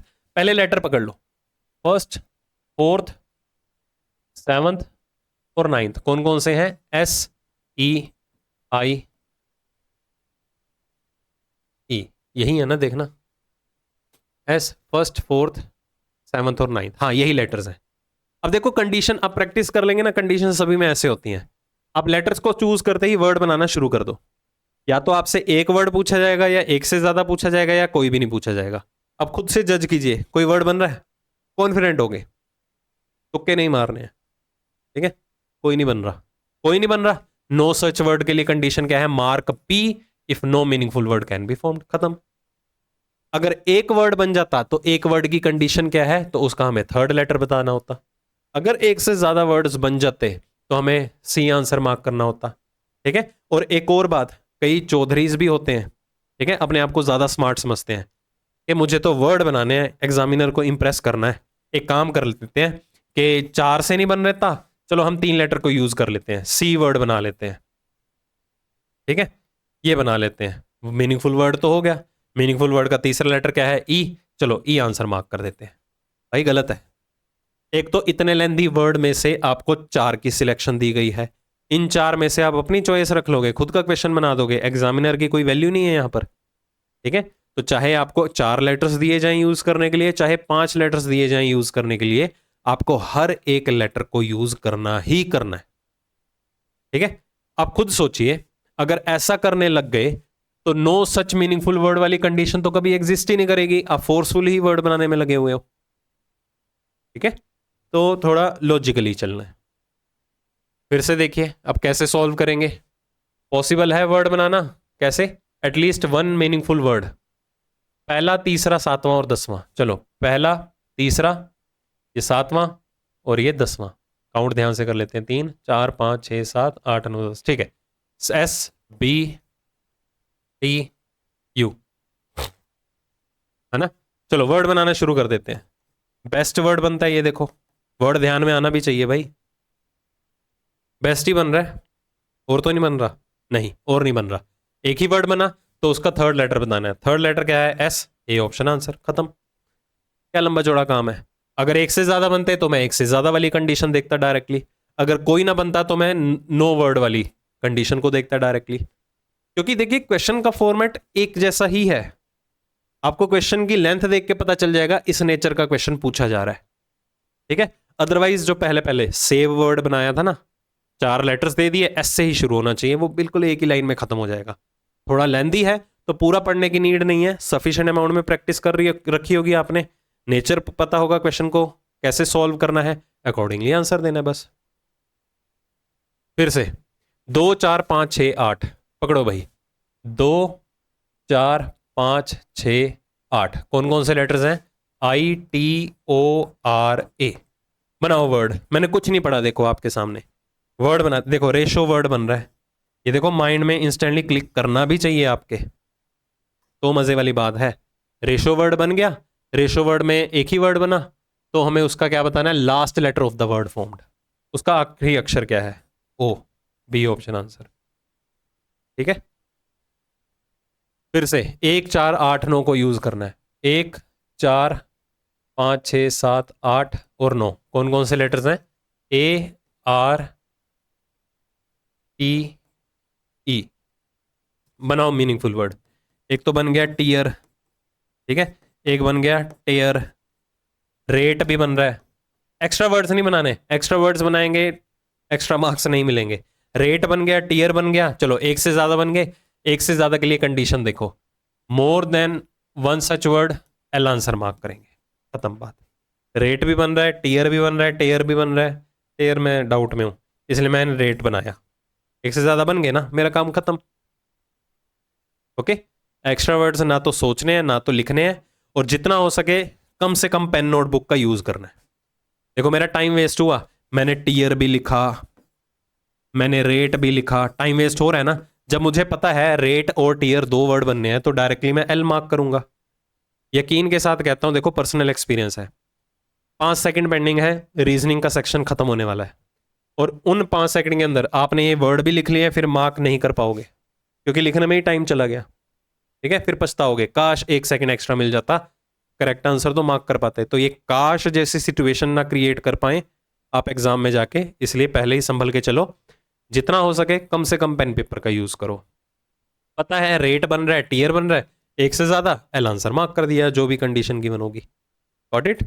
चलो अगला देखिए, फिर से वही चीजें हैं, किस किस को यूज करना है? पहला, दूसरा, 6वां और 7वां। पहला, दूसरा, 6वां और 7वां, दैट इज GALO। बनाना जरा वर्ड, मैं पोज लेता हूं वीडियो का। एक तो गोल बन गया, एक से एक वर्ड बना, तो उसके लिए आंसर क्या होगा? देन लास्ट लेटर, आंसर क्या हो जाएगा? एल। गलत, गाउल वर्ड भी बनता है। ठीक है, अब ये मत कहना मैं आपको इस वर्ड के मीनिंग भी क्लियर करूं, खुद से सर्च करो। एक से ज्यादा के लिए कंडीशन क्या है, मोर देन वर्ड के लिए, वन के लिए कंडीशन क्या है, वाई, बी ऑप्शन आंसर। अगर आपका आंसर गलत है तो प्लीज कमेंट सेक्शन में बता दो ईमानदारी के साथ। फिर मैंने तो एल मार्क किया था जी, मतलब सी ऑप्शन, ईमानदारी के साथ बता दो। ठीक है, तो ये चीजें, ये जो कॉन्फिडेंस है ना, प्रैक्टिस के साथ आएगा। अगर आप कॉन्फिडेंट हैं अपने आंसर को लेके तो जाइए, अदरवाइज स्किप करना बेहतर है, गलत करने से तो अच्छा ही है। अगला फिर से मीनिंगफुल वर्ड बनाओ, कौन कौन सा है, थर्ड, फोर्थ, सेवंथ और लास्ट। थर्ड, फोर्थ, सेवंथ और लास्ट। ठीक है, सी के, ये देखो मैं आपको नहीं दे रहा हूं कि हाँ कमेंट सेक्शन में बताओ इसका आंसर क्या है, इसका आंसर, क्योंकि इसमें वर्ड बताना जरूरी है। कोई मीनिंगफुल वर्ड नहीं बन रहा, no such word, Z, A option answer. ठीक है जी, सी के, हाँ, लेटर्स को थोड़ा केयरफुली चूज कर लेना बस। नेक्स्ट, फिर से मीनिंगफुल वर्ड, किस किस को यूज करके, third, fifth, seventh, ninth, W G A E, wage word बन रहा है देखो, भत्ता, wage, W A G E, wage word बन गया। तो हमें कितना बताना, हाउ मेनी मीनिंगफुल वर्ड। ये देखो एक सिचुएशन है, कितने अर्थपूर्ण शब्द बनाए जा सकते हैं, ये थोड़ा स्टैटिक पोर्शन है, चांसेस आर देयर आपको ये क्वेश्चन नहीं पूछा जाएगा। ठीक है, क्योंकि स्टैटिक चीजें कभी भी बैंकिंग और इंश्योरेंस के एग्जाम में नहीं आती, एसएससी के एग्जाम में आती हैं, स्टेट के एग्जाम में आती हैं। तो सारे वर्ड्स का पता होना चाहिए। अब भाई कैसे पता चल सकता है कि कौन सा वर्ड बनेगा या कौन सा नहीं बनेगा, ठीक है, और कितने वर्ड बनेंगे, एक बनेगा, दो बनेंगे, तीन बनेगा। जो इंग्लिश भी पढ़ाता है ना, मे बी उसको भी कहीं ना कहीं दिमाग में वर्ड ना ध्यान में हो कि यार इतने वर्ड होते हैं इन लेटर से रिलेटेड। ठीक है, वर्ड जंबल वाली गेम खेलनी पड़ेगी अब मुझे, और कौन कौन से लेटर्स दे दिए जाएं क्या पता, कुछ भरोसा तो नहीं है ना। तो कभी भी इस नेचर का आपको क्वेश्चन नहीं आने वाला, ठीक है, फॉर श्योर, क्योंकि स्टैटिक चीजें हैं, नंबर ऑफ वर्ड्स पूछे जा रहे हैं, कितने मीनिंगफुल वर्ड बनते हैं बताओ। ठीक है, तो अगर आप ट्राई मारना चाहते हैं कर सकते हैं, क्योंकि इसमें सिर्फ एक ही वर्ड बनने जा रहा है मेरे हिसाब से तो। नेक्स्ट, ये देखो फिर से वही बात आ गई, how many meaningful English word, chances are rare कि आपको ओवरऑल मीनिंगफुल वर्ड पूछे जाएं। ठीक है, तो इधर देखो ऑप्शन का रेफरेंस ले सकते हो बाय चांस, जैसे इन्होंने लेटर दे दिए, कौन कौन सा बन रहा है, एडिट बन रहा है, ठीक है, टाइड बन रहा है, ठीक है, ज्वार जिसे कहते हैं, टाइड, बांधना, ये हो गया, डाइट वर्ड हो गया, तीन से तो ज्यादा ही बन रहे हैं, चार है ऑप्शन दिए देखो, मोर देन 4, 3 है, तो ऑप्शन के थ्रू आप हिट कर सकते हो अगर आपको ये करने की नीड पड़ भी जाए तो, क्योंकि असिस्टेंट प्री के टाइम पे सफिशिएंट हमारे पास टाइम होता है कि रीजनिंग के सेक्शन में टाइम हमारे पास बच जाता है। रीजनिंग आसान आती है असिस्टेंट प्री की, वहां सिर्फ स्पीड और एक्यूरेसी मैटर करती है और कुछ नहीं। स्पीड है तो टाइम लास्ट में सेव हो जाएगा, अगर ऐसे क्वेश्चन करने की नौबत आ भी गई तो आप ऑप्शन का रेफरेंस लेके हिट कर सकते हो answer. Okay, chances are rare कि आपको ओवरऑल मीनिंगफुल वर्ड पूछे जाए। जो पहली कैटेगरी का क्वेश्चन था, एस से शुरू होना चाहिए, या अगर मैं इधर बोल दूं डी से शुरू होना चाहिए, ऐसे क्वेश्चन पूछे जाते हैं। ठीक है, तो ये तो थे रैंडम क्वेश्चन जो पर्टिकुलर कैटेगरी से बिलोंग करते थे। अब कुछ मिसलेनियस कैटेगरी भी आती हैं, जैसे कि ये वाला क्वेश्चन देख लीजिए, कहता if 2 is subtracted from the each odd digit, अगर हर एक विषम अंक में 2 घटा दिया जाए, हर एक विषम अंक में, तो अटेम्प्ट करने की अप्रोच, ये कंडीशन को आपको नोट डाउन कर लेना है, ठीक है, ताकि मुझे दोबारा क्वेश्चन को रीड ना करना पड़े, कि हर एक विषम अंक में 2 माइनस कर दिया जाए, और हर एक सम अंक में जितने भी इवन डिजिट हैं उसमें क्या कर दिया जाए, 1 बढ़ा दिया जाए, ऐड कर दिया जाए, और आपको एक नंबर दे दिया। How many digits appear twice in the new number दस फॉर्म्ड, कि आपको एक संख्या दी गई है, पहले वो संख्या लिख लेते हैं, कि इस संख्या के अंदर जितने भी इवन डिजिट हैं उसमें 1 बढ़ा दिया जाए, जितने भी विषम अंक हैं उसमें 2 कम कर दिया जाए, तो जो नई अरेंजमेंट बनेगी उसमें ऐसे कितने अंक हैं जो 2 बार रिपीट हुए हैं, ठीक है, 2 बार अपीयर कर रहे हैं। तो यहां पर आपको एक एक डिजिट नहीं पिक करना, एक कैटेगरी का डिजिट पिक करना है। और पहली बात, इन्होंने ओड प्लेसेस नहीं बोला, इवन प्लेसेस नहीं बोला, ओड डिजिट बोला है, इवन डिजिट बोला है। तो सबसे पहले एक कैटेगरी का नंबर उठा लो, इवन डिजिट उठा लेते हैं। 2 4 6 8, उसमें एक एक बढ़ा दो, मतलब 8 का 9 बन गया, 4 का 5 बन गया, 2 का 3 बन गया, 6 का 7 बन गया। अब विषम अंक उठा लो, 2 2 कम करते रहो, 5 में 2 कम करो 3, ये 5 बन गया, ये 1 बन गया और ये 7 बन गया। अब ऐसे डिजिट देखो जो 2 बार आए हैं, 3 2 बार आ रहा है, 5 2 बार आ रहा है, 7 2 बार आ रहा है। तो 3 अंक ऐसे हैं जो 2 बार अपीयर हुए हैं। अब इस कैटेगरी को हम क्या नाम दे बताओ? तो ये मिसलेनियस में आता है। ठीक है, कि जो जो कंडीशंस आपको दी गई हैं उन कंडीशंस को आपको फुलफिल करना है, दैट्स इट। जैसे कि अगला देखिए, हर विषम अंक में क्या करना है? एक माइनस करना है, और जितने भी सम अंक हैं, ठीक है, मतलब के इवन डिजिट हैं, जितने भी इवन डिजिट हैं उसमें क्या करना है? 2 जोड़ देना है, और संख्या दे दी गई। यहां पर भी ऐसे कितने अंक होंगे जो 2 बार आए हैं? ठीक है, तो नंबर लिख लेते हैं, 1 2 3 4 5 6 7 8 नहीं है, बस विषम अंक जोड़ कंसीडर कर लो, एक एक माइनस करते रहो, 0 2 4 6। ठीक है, एक एक माइनस, इवन में 2 2 बढ़ा दो। ठीक है, इन्होंने 8 तो नहीं दिया क्योंकि 8 का 10 बन जाता, फिर प्रॉब्लम हो जाती है स्टूडेंट को क्वेश्चन समझने में, फिर आरटीआई डलती कि क्वेश्चन तो आपने क्लियर नहीं किया, है ना, कि 10 को 10 की तरह ट्रीट करें या 1 या 0 अलग अलग डिजिट की तरह ट्रीट करें, इसलिए 8 दिया ही नहीं है। चालाक है एग्जामिनर। 2 का क्या बन गया? 4, 4 का 6 बन गया, 6 का 8 बन गया। ठीक है, इसमें भी तो माइनस करना था। चलो 2 बार देखो कौन कौन आ रहा है। 4 2 बार आ गया, ठीक है, 6 2 बार हो गया, 8 2 बार हो गया, इधर भी 3 डिजिट ऐसे हैं, बस इन कंडीशन को फुलफिल करना होता है। How many digits in the number, ऐसे कितने अंक हैं इस संख्या में, गेट्स रिपीटेड, जो दोहराए गए हैं, if the digits which are less than 5 is added by 1 and the digits which are more than 5 is subtracted by 1। ठीक है, अब यहां पर ऐसे कितने अंक हैं जो दोहराए जाएंगे? जो 5 से कम है अगर उनमें एक बढ़ा दिया जाए, और जो 5 से ज्यादा है और उसमें एक कम कर दिया जाए, तो कितने अंक ऐसे हैं जो दोहराए जाएंगे? ठीक है, और इसमें 5 अवेलेबल नहीं है, तो 5 के बारे में इंफॉर्मेशन भी नहीं है। ओके, 5 के अलावा देखो सारे अंक हैं बाकी ऑलमोस्ट।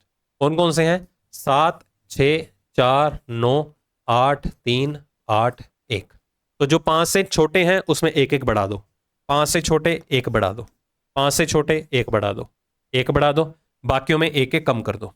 7 का 6 बन गया, इसका 5 बन गया, इसका 8 बन गया, इसका 7 बन गया, इसका 7 बन गया। तो कितने अंक दोहराए गए हैं? एक ये दोहराया गया है, ठीक है, ये भी दोहराया गया है, 2 अंक दोहराए गए हैं। तो इतने सिंपल लेवल के क्वेश्चन आएंगे, ये आपको असिस्टेंट या क्लरिकल प्री में भी देखने को मिलेगा, पीओ प्री में भी देखने को मिलेगा। ठीक है, चलो अगला। अब वही जैसा हमने लेटर्स के साथ सीखा है ऐसा डिजिट के साथ भी है, कि आपको एक संख्या दे दी गई है 8 7 9 2 3 5 1 4 6।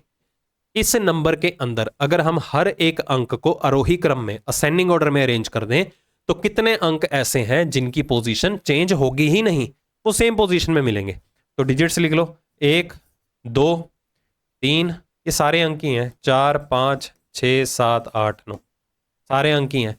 तो देखो कौन अपने सेम पोजीशन पर आके बैठा है? कोई भी नहीं बैठा। आंसर है none. None of these mark मत करना, इनमें से कोई नहीं, नहीं मोर देन 3 है, 3 से अधिक, 3 से अधिक होना चाहिए। इधर ऑप्शन मैच नहीं कर रहा ना, कई बार ना नन ऑफ दीज गिवन होगा, तो नन ऑफ दीज मार्क मत कर देना।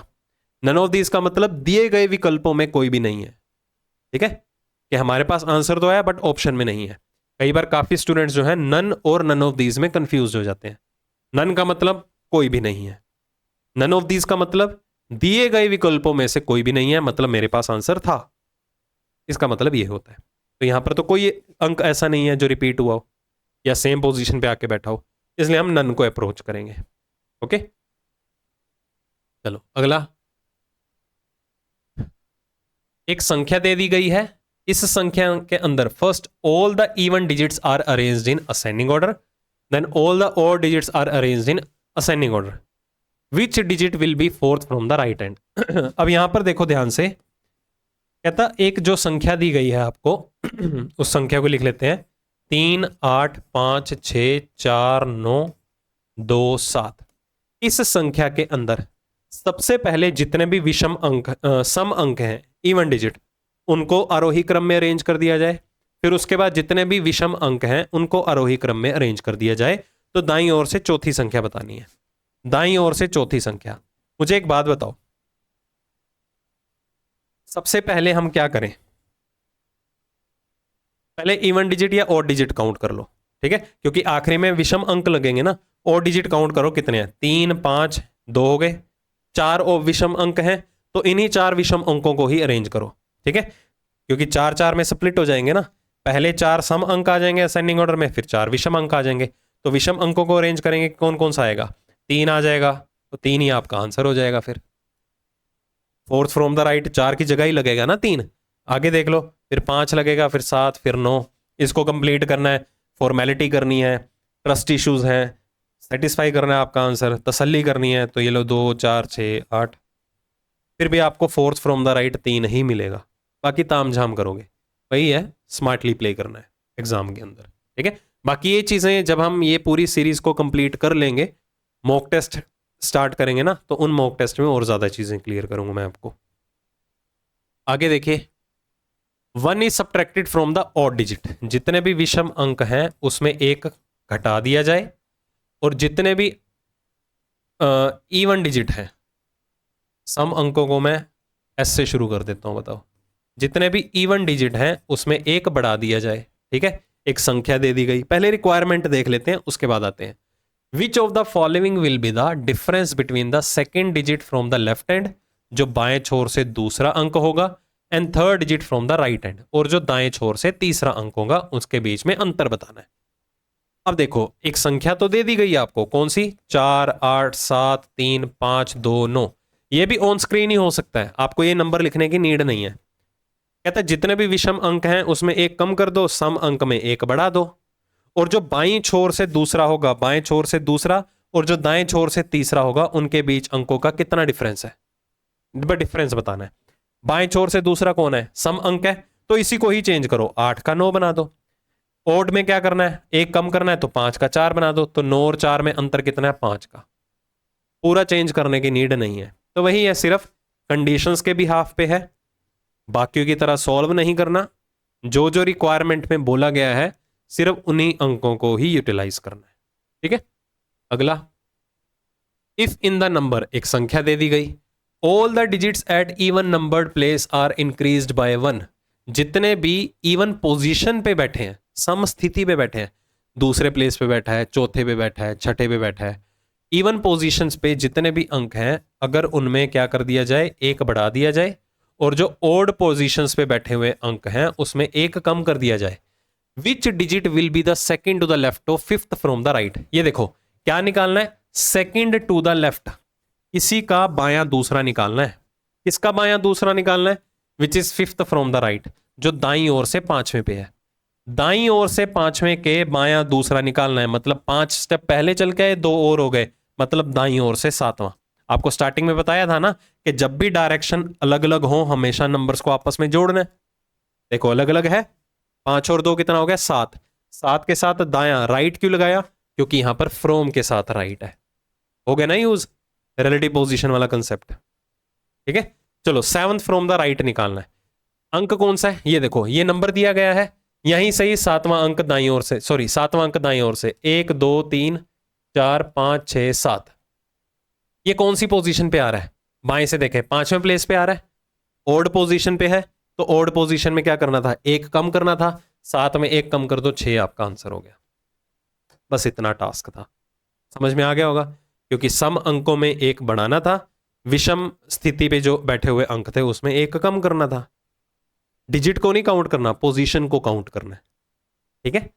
चलो उसके बाद, हाँ, the position of first and fifth digits, पहले और 5वें अक्षर को, ठीक है, पहले और 5वें अक्षर को, सिमिलरली दूसरे और छठे अक्षर को, एंड सो ऑन, मतलब पहले को 5वें के साथ, दूसरे को छठे के साथ, तीसरे को 7वें के साथ, चौथे को 8वें के साथ। क्या करना है, एक्सचेंज करना है, आपस में उनकी पोजीशन को स्थानांतरित करना है, रिप्लेस करना है।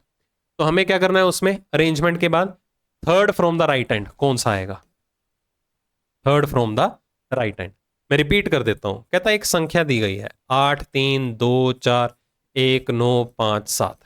आगे ना देखो शुरुआत वाली बात, आपको चीजें बाएं और दाएं से काउंट करने के लिए दी जा रही हैं। ठीक है, एक संख्या दी गई है, इस संख्या में 8 अंक हैं। कहता पहले को 5वें के साथ, दूसरे को 6ठे के साथ, तीसरे को 7वें के साथ, चौथे को 8वें के साथ एक्सचेंज कर दो। मतलब 8 इंटरचेंज करेगा अपनी पोजीशन 1 के साथ, 1 इधर जाएगा 8 इधर आ जाएगा, ऐसे ही 3 इधर चला जाएगा 9 उसकी जगह आ जाएगा, इंटरचेंज होंगे ना। तो जो नई अरेंजमेंट बन के आएगी ना, उसमें दाएं छोर से तीसरा 1 2 3, बस इस 9 की जगह आपको बताना है कौन आएगा। अब ये 9 किसके साथ रिप्लेस हो रहा है? बाएं छोर से देखा जाए तो 9 तो छठा नंबर है, तो दूसरा जो है छठे के साथ रिप्लेस होगा, मतलब 9 3 की जगह आ जाएगा, 3 9 की जगह जाएगा, तो आंसर वुड बी 3। खत्म। रिक्वायरमेंट को जज किया मैंने, अब हमें पूरा क्वेश्चन सॉल्व करने की नीड ही नहीं पड़ी, हमें बस ये देखना था इस 9 की जगह कौन आके रिप्लेस करेगा इसकी पोजीशन को। खत्म बात। मैं पूरा नंबर क्यों अरेंज करने बैठूं? इसलिए मैं बार बार बोल रहा हूं, जब भी इस टाइप के क्वेश्चंस रहेंगे आपको जल्दबाजी नहीं दिखानी है, सबसे पहले रिक्वायरमेंट को टारगेट करना है कि एग्जामिनर आपसे पूछ क्या रहा है, ज्ञात क्या करना है, डिटरमिन क्या करने जा रहे हो, अकॉर्डिंगली उसका सॉल्यूशन मेंटेन करो। ठीक है, तो भेड़ चाल में नहीं आना बाकियों की जैसे। If in the given number, एक संख्या दी गई है आपको, the position of first and second letter are interchange, चलो पहले को दूसरे के साथ, सिमिलरली थर्ड और फोर्थ को इंटरचेंज, तीसरे को चौथे के साथ, एंड सो ऑन, मतलब 5वें को 6ठे के साथ, 7वें को 8वें के साथ, 9वें को 10वें के साथ, 11वें को 12वें के साथ, एंड सो ऑन, चलते रहो जब तक पूरा नंबर कंप्लीट नहीं हो जाता। ठीक है, which of the following number will be third to the left of the number which is seventh from the left, ऐसा कौन सी अंक होगा जो बाईं ओर तीसरा होगा? इसका बायां तीसरा होगा जो बाईं ओर से 7वें प्लेस पे बैठा है। देखो बाईं ओर से 7वें का बायां तीसरा, लेफ्ट से आके वापस लेफ्ट में चले गए, स्टेप्स कम हो गए। तो मैंने क्या कहा था, अगर डायरेक्शन अलग अलग हो तो ऐड करते हैं, डायरेक्शन सेम हो तो क्या करते हैं, हमेशा सब्ट्रैक्ट करते हैं। तो 7 में 3 कम कर दो, कितना आ गया 4। 4 कहां से? बाएं छोर से, लेफ्ट साइड से। क्यों? क्योंकि फ्रॉम के साथ लेफ्ट गिवन है। तो बाएं छोर से चौथा अक्षर अंक देखना है, बाएं छोर से चौथा अंक, मतलब इस 4 की जगह कौन आएगा? चौथा अंक किसके साथ रिप्लेस हो रहा है? तीसरे के साथ, तो 4 की जगह क्या आ जाएगा? 7। डी ऑप्शन आंसर, क्योंकि तीसरा और चौथा अंक की तो रिप्लेस हो रहे हैं। समझ में आ गई सिचुएशन? देखो अगर चीजें क्लियर हो रही हैं, अंडरस्टैंडिंग है, बढ़िया ट्यूनिंग मैच हो रही है आप दोनों की, कमेंट करके बता देना बस। ठीक है, अगर कोई भी आपको लूप होल लग रहा है कि नहीं ये चीजें ऐसे नहीं ऐसे होनी चाहिए, तो वो भी मेंशन करना। कोई भी नेगेटिव पॉइंट भी है तो भी मेंशन करिएगा। ठीक है, मैं एज अ पॉजिटिव नोट की तरह ही देखूंगा, क्योंकि मैं अगर एफर्ट्स लगा रहा हूँ, टाइम दे रहा हूँ, सेशंस ले रहा हूँ यहाँ पर, तो कुछ तो बेनिफिट होना चाहिए ना आप लोगों का। तो आपके लिए यही है। तो जो भी है XYZ जितने भी रीजंस हैं, कुछ पॉजिटिव फीडबैक है, नेगेटिव फीडबैक है, कोई भी आप सोच रहे हो चीज़, ये चीज़ भी इंप्लीमेंट होनी चाहिए थी या कैसे इंप्रूव कर सकते हैं, क्योंकि मैं जितना अपने एक्सपीरियंस के हिसाब से जो भी सेशंस लाता हूँ वो सब कुछ नाप तोल के ही लाता हूँ कि जो आपके लिए बेनिफिशियल हो। ठीक है, बाकी आपकी तरफ से कोई भी फीडबैक है तो मुझे कमेंट सेक्शन में ज़रूर बताना, क्योंकि मैं सभी के कमेंट्स को गो थ्रू करता हूँ। ओके, चलो। If each vowel in the word, आपको एक शब्द दे दिया गया एकॉर्ड। ठीक है, अगर ईच वोवल, वोवल आपको पता होने चाहिए, A, E, I, O और U, 5 वोवल होते हैं हमारे पास, और हर एक वोवल को अगले अक्षर के साथ रिप्लेस कर दिया जाए। ठीक है, हर एक वोवल को अगले अक्षर के साथ रिप्लेस कर दिया जाए, और जितने भी व्यंजन हैं, कॉन्सोनेंट हैं, उनको प्रीवियस लेटर के साथ रिप्लेस कर दिया जाए। हर एक कॉन्सोनेंट को पिछले अक्षर के साथ रिप्लेस कर दिया जाए। ठीक है, तो फिर उसके बाद एक नई अरेंजमेंट बनेगी, और जब भी अरेंजमेंट बनेगी उसमें क्या करना होगा? The alphabet thus formed arranged in alphabetical order from left to right. जो भी आप ये चेंजेस करेंगे उसमें जितने भी अक्षर रहेंगे उनको बाएं से दाएं अरेंज करना है। देखो एक ही वर्ड में 2 कंडीशंस आ चुकी हैं, पहले वोवल को भी चेंज करना है, कॉन्सोनेंट को भी चेंज करना है, फिर उन्हें अल्फाबेटिकली भी सजाना है। ठीक है, which of the following alphabet will be third from the right hand, तो दाएं छोर से तीसरा अक्षर हमें बताना है कौन सा होगा। ओके, तो ये आपको दोनों टास्क फॉलो अप करने होंगे। कैसे? सबसे पहले एक कैटेगरी का लेटर चूज कर लो, वोवल पकड़ लेते हैं, वोवल को अगले अक्षर के साथ, मतलब ए का बी बन गया, ओ का क्या बन गया? पी। कॉन्सोनेंट को पिछले अक्षर के साथ, सी को बी के साथ रिप्लेस कर देना है, आर का पिछला अक्षर क्यू हो गया, डी का पिछला अक्षर सी बन गया। अब इनको अल्फाबेटिकली भी अरेंज करना है। अब अल्फाबेटिकली अरेंज करना मतलब B B B C P Q, दाईं ओर से तीसरा कौन हो गया, सी। ये आपका आंसर आ गया। या इन्हीं अक्षरों को दाईं ओर से तीसरा देख लेते, राइट टू लेफ्ट अरेंज कर लेते। तो ऐसी सिचुएशन जब भी आएगी कि पहले रिप्लेसमेंट करनी है, वोवल को अगला अक्षर या पिछला अक्षर, या कॉन्सोनेंट को अगला अक्षर या पिछला अक्षर, फिर जो अरेंज करेंगे या रिप्लेस करेंगे इन लेटर्स को, फिर उनको अल्फाबेटिकली भी अरेंज करना है। तो इतना टास्क तो आपको करना पड़ेगा, मुझे भी करना पड़ेगा, आपको भी करना पड़ेगा, ठीक है। If in the word isolate एक शब्द दे दिया गया, all the consonants are replaced by the previous letter, मतलब हर एक व्यंजन को पिछले अक्षर के साथ रिप्लेस कर दिया जाए। All the vowels are replaced by the next letter, हर वोवल को अगले अक्षर के साथ रिप्लेस कर दिया जाए, ठीक है जी। तो जो भी नए लेटर्स बनेंगे then all the letters are arranged alphabetically from left to right. ये भी सेम चीज है, पिछले क्वेश्चन की तरह है। इसका आंसर आप बता दो, ठीक है। ऐसे लिख देना, आइसोलेट का आंसर क्या है, विच ऑप्शन, ठीक है। ऑप्शन बताइएगा, लेटर मत बताइएगा। सेम सिचुएशन है, हर कॉन्सोनेंट को पिछले अक्षर के साथ, हर वोवल को अगले अक्षर के साथ, फिर जो भी चेंजेस करके आप लेटर निकालेंगे उनको अल्फाबेटिकली अरेंज करके दाईं ओर से तीसरा अक्षर निकालना है, ठीक है। अगला देखिए, if it is possible to form a 3 digit number which is the perfect square of the 2 digit odd number. अब देखा, अगर संभावना है एक ऐसा 3 डिजिट का नंबर निकालना जो एक संपूर्ण वर्ग है। संपूर्ण वर्ग अगर मैं बात करता हूं, कोई भी नंबर ले लेते हैं 169, ठीक है। तो ये किस विषम संख्या का वर्ग है, 13 का। तो एक 3 अंकों का ऐसा नंबर अगर बनाना संभव है जो एक संपूर्ण वर्ग है किसी विषम संख्या का, जो विषम संख्या जो है वो 2 अंकों का नंबर है। जैसे 169 परफेक्ट स्क्वायर है, किसका है, 13, और 13 भी क्या है, 2 अंकों की विषम संख्या है। पहली कंडीशन क्लियर है। और वो कौन कौन से नंबर दिए गए हैं आपको, 3rd 5th और 8th, 3rd 5th और 8th। तो कौन सा ये, 289। तो 289 किसका स्क्वायर है, 17 का स्क्वायर है। तो वो संख्या कौन सी है, 17, ठीक है। बनना पॉसिबल है। करना क्या है इसके साथ, then which of the following will be the second digit of the 2 digit number, इसका दूसरा अंक कौन सा है ये बताना था। अगर ये परफेक्ट स्क्वायर ना होता, ठीक है, या एक से ज्यादा परफेक्ट स्क्वायर होते तो एट द रेट, एक से ज्यादा तो कैसे ही होते, ठीक है। 289 को यूज करके कोई और परफेक्ट स्क्वायर बनता है, 982 नहीं बनता, 829 नहीं बनता, 298, ऐसे शफल करके देखना है।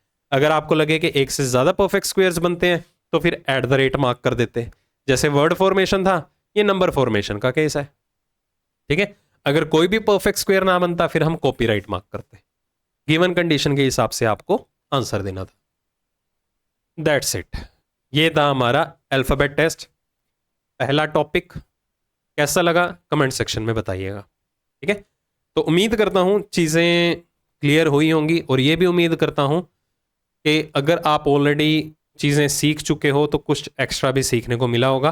अगर कुछ एक्स्ट्रा मिला भी है, थोड़ा बहुत भी मिला है, 1-2 पॉइंट भी मिले हैं, तो प्लीज़ मुझे बताइएगा, ठीक है। थोड़ा पंप आ जाता है ना, मतलब सही रहता है कि हाँ जो भी हमने टाइम इन्वेस्ट किया है उसका रिजल्ट हमें बेहतर मिल रहा है, ठीक है। बाकी और ज़्यादा इंप्रूव करने की कोशिश की जाती है हर अगले सेशन के अंदर कि हाँ बढ़िया से बढ़िया कंटेंट जो है आपको प्रोवाइड कर सकूँ। तो इस सेशन में इतना ही। अब अगला जो हमारा सेशन रहेगा वो कोडिंग डिकोडिंग को लेके रहेगा। बाकी डिस्क्रिप्शन के अंदर और भी काफ़ी चीज़ें हैं, मॉक टेस्ट हैं अलग अलग एग्जाम्स को लेके।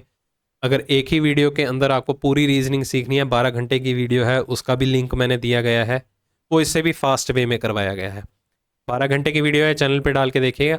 Full banking revision, reasoning banking revision, ठीक है।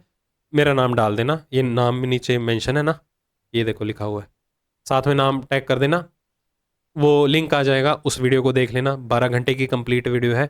अगर आपको 12 घंटे के अंदर पूरी रीजनिंग खत्म करनी है, उसमें भी सारे टॉपिक एक्सप्लेन किए हुए हैं, सारी वैरायटी ऑफ क्वेश्चंस बता रखी हैं। इसमें थोड़ा ज़्यादा डिटेल में रिवाइज करवा रखा है मैंने, ओके। और दूसरा, टेलीग्राम का लिंक भी नीचे दिया हुआ है डिस्क्रिप्शन के अंदर, ज्वाइन कर लो। इसकी मैं PDF वहाँ पर अपलोड कर दूंगा। ठीक है, या जितनी भी अपडेट्स वगैरह आती हैं, जो भी नेक्स्ट वीडियोज़ आती हैं, वो भी मैं आपको वहीं पर ही प्रोवाइड करवा दूंगा। और अच्छी लगी है वीडियो तो जितने भी आपके नियर एंड डियर वंस हैं उनके साथ सेशन को शेयर कर देना। अच्छा लगे तो भाई लाइक भी कर दो, बाकी कोई दिक्कत नहीं है। ठीक है, लाइक अपने आप मिल जाएंगे मुझे। ओके, चलो इस सेशन में इतना ही, जल्दी ही मिलता हूँ अगली वीडियो के साथ। Take care, all the best.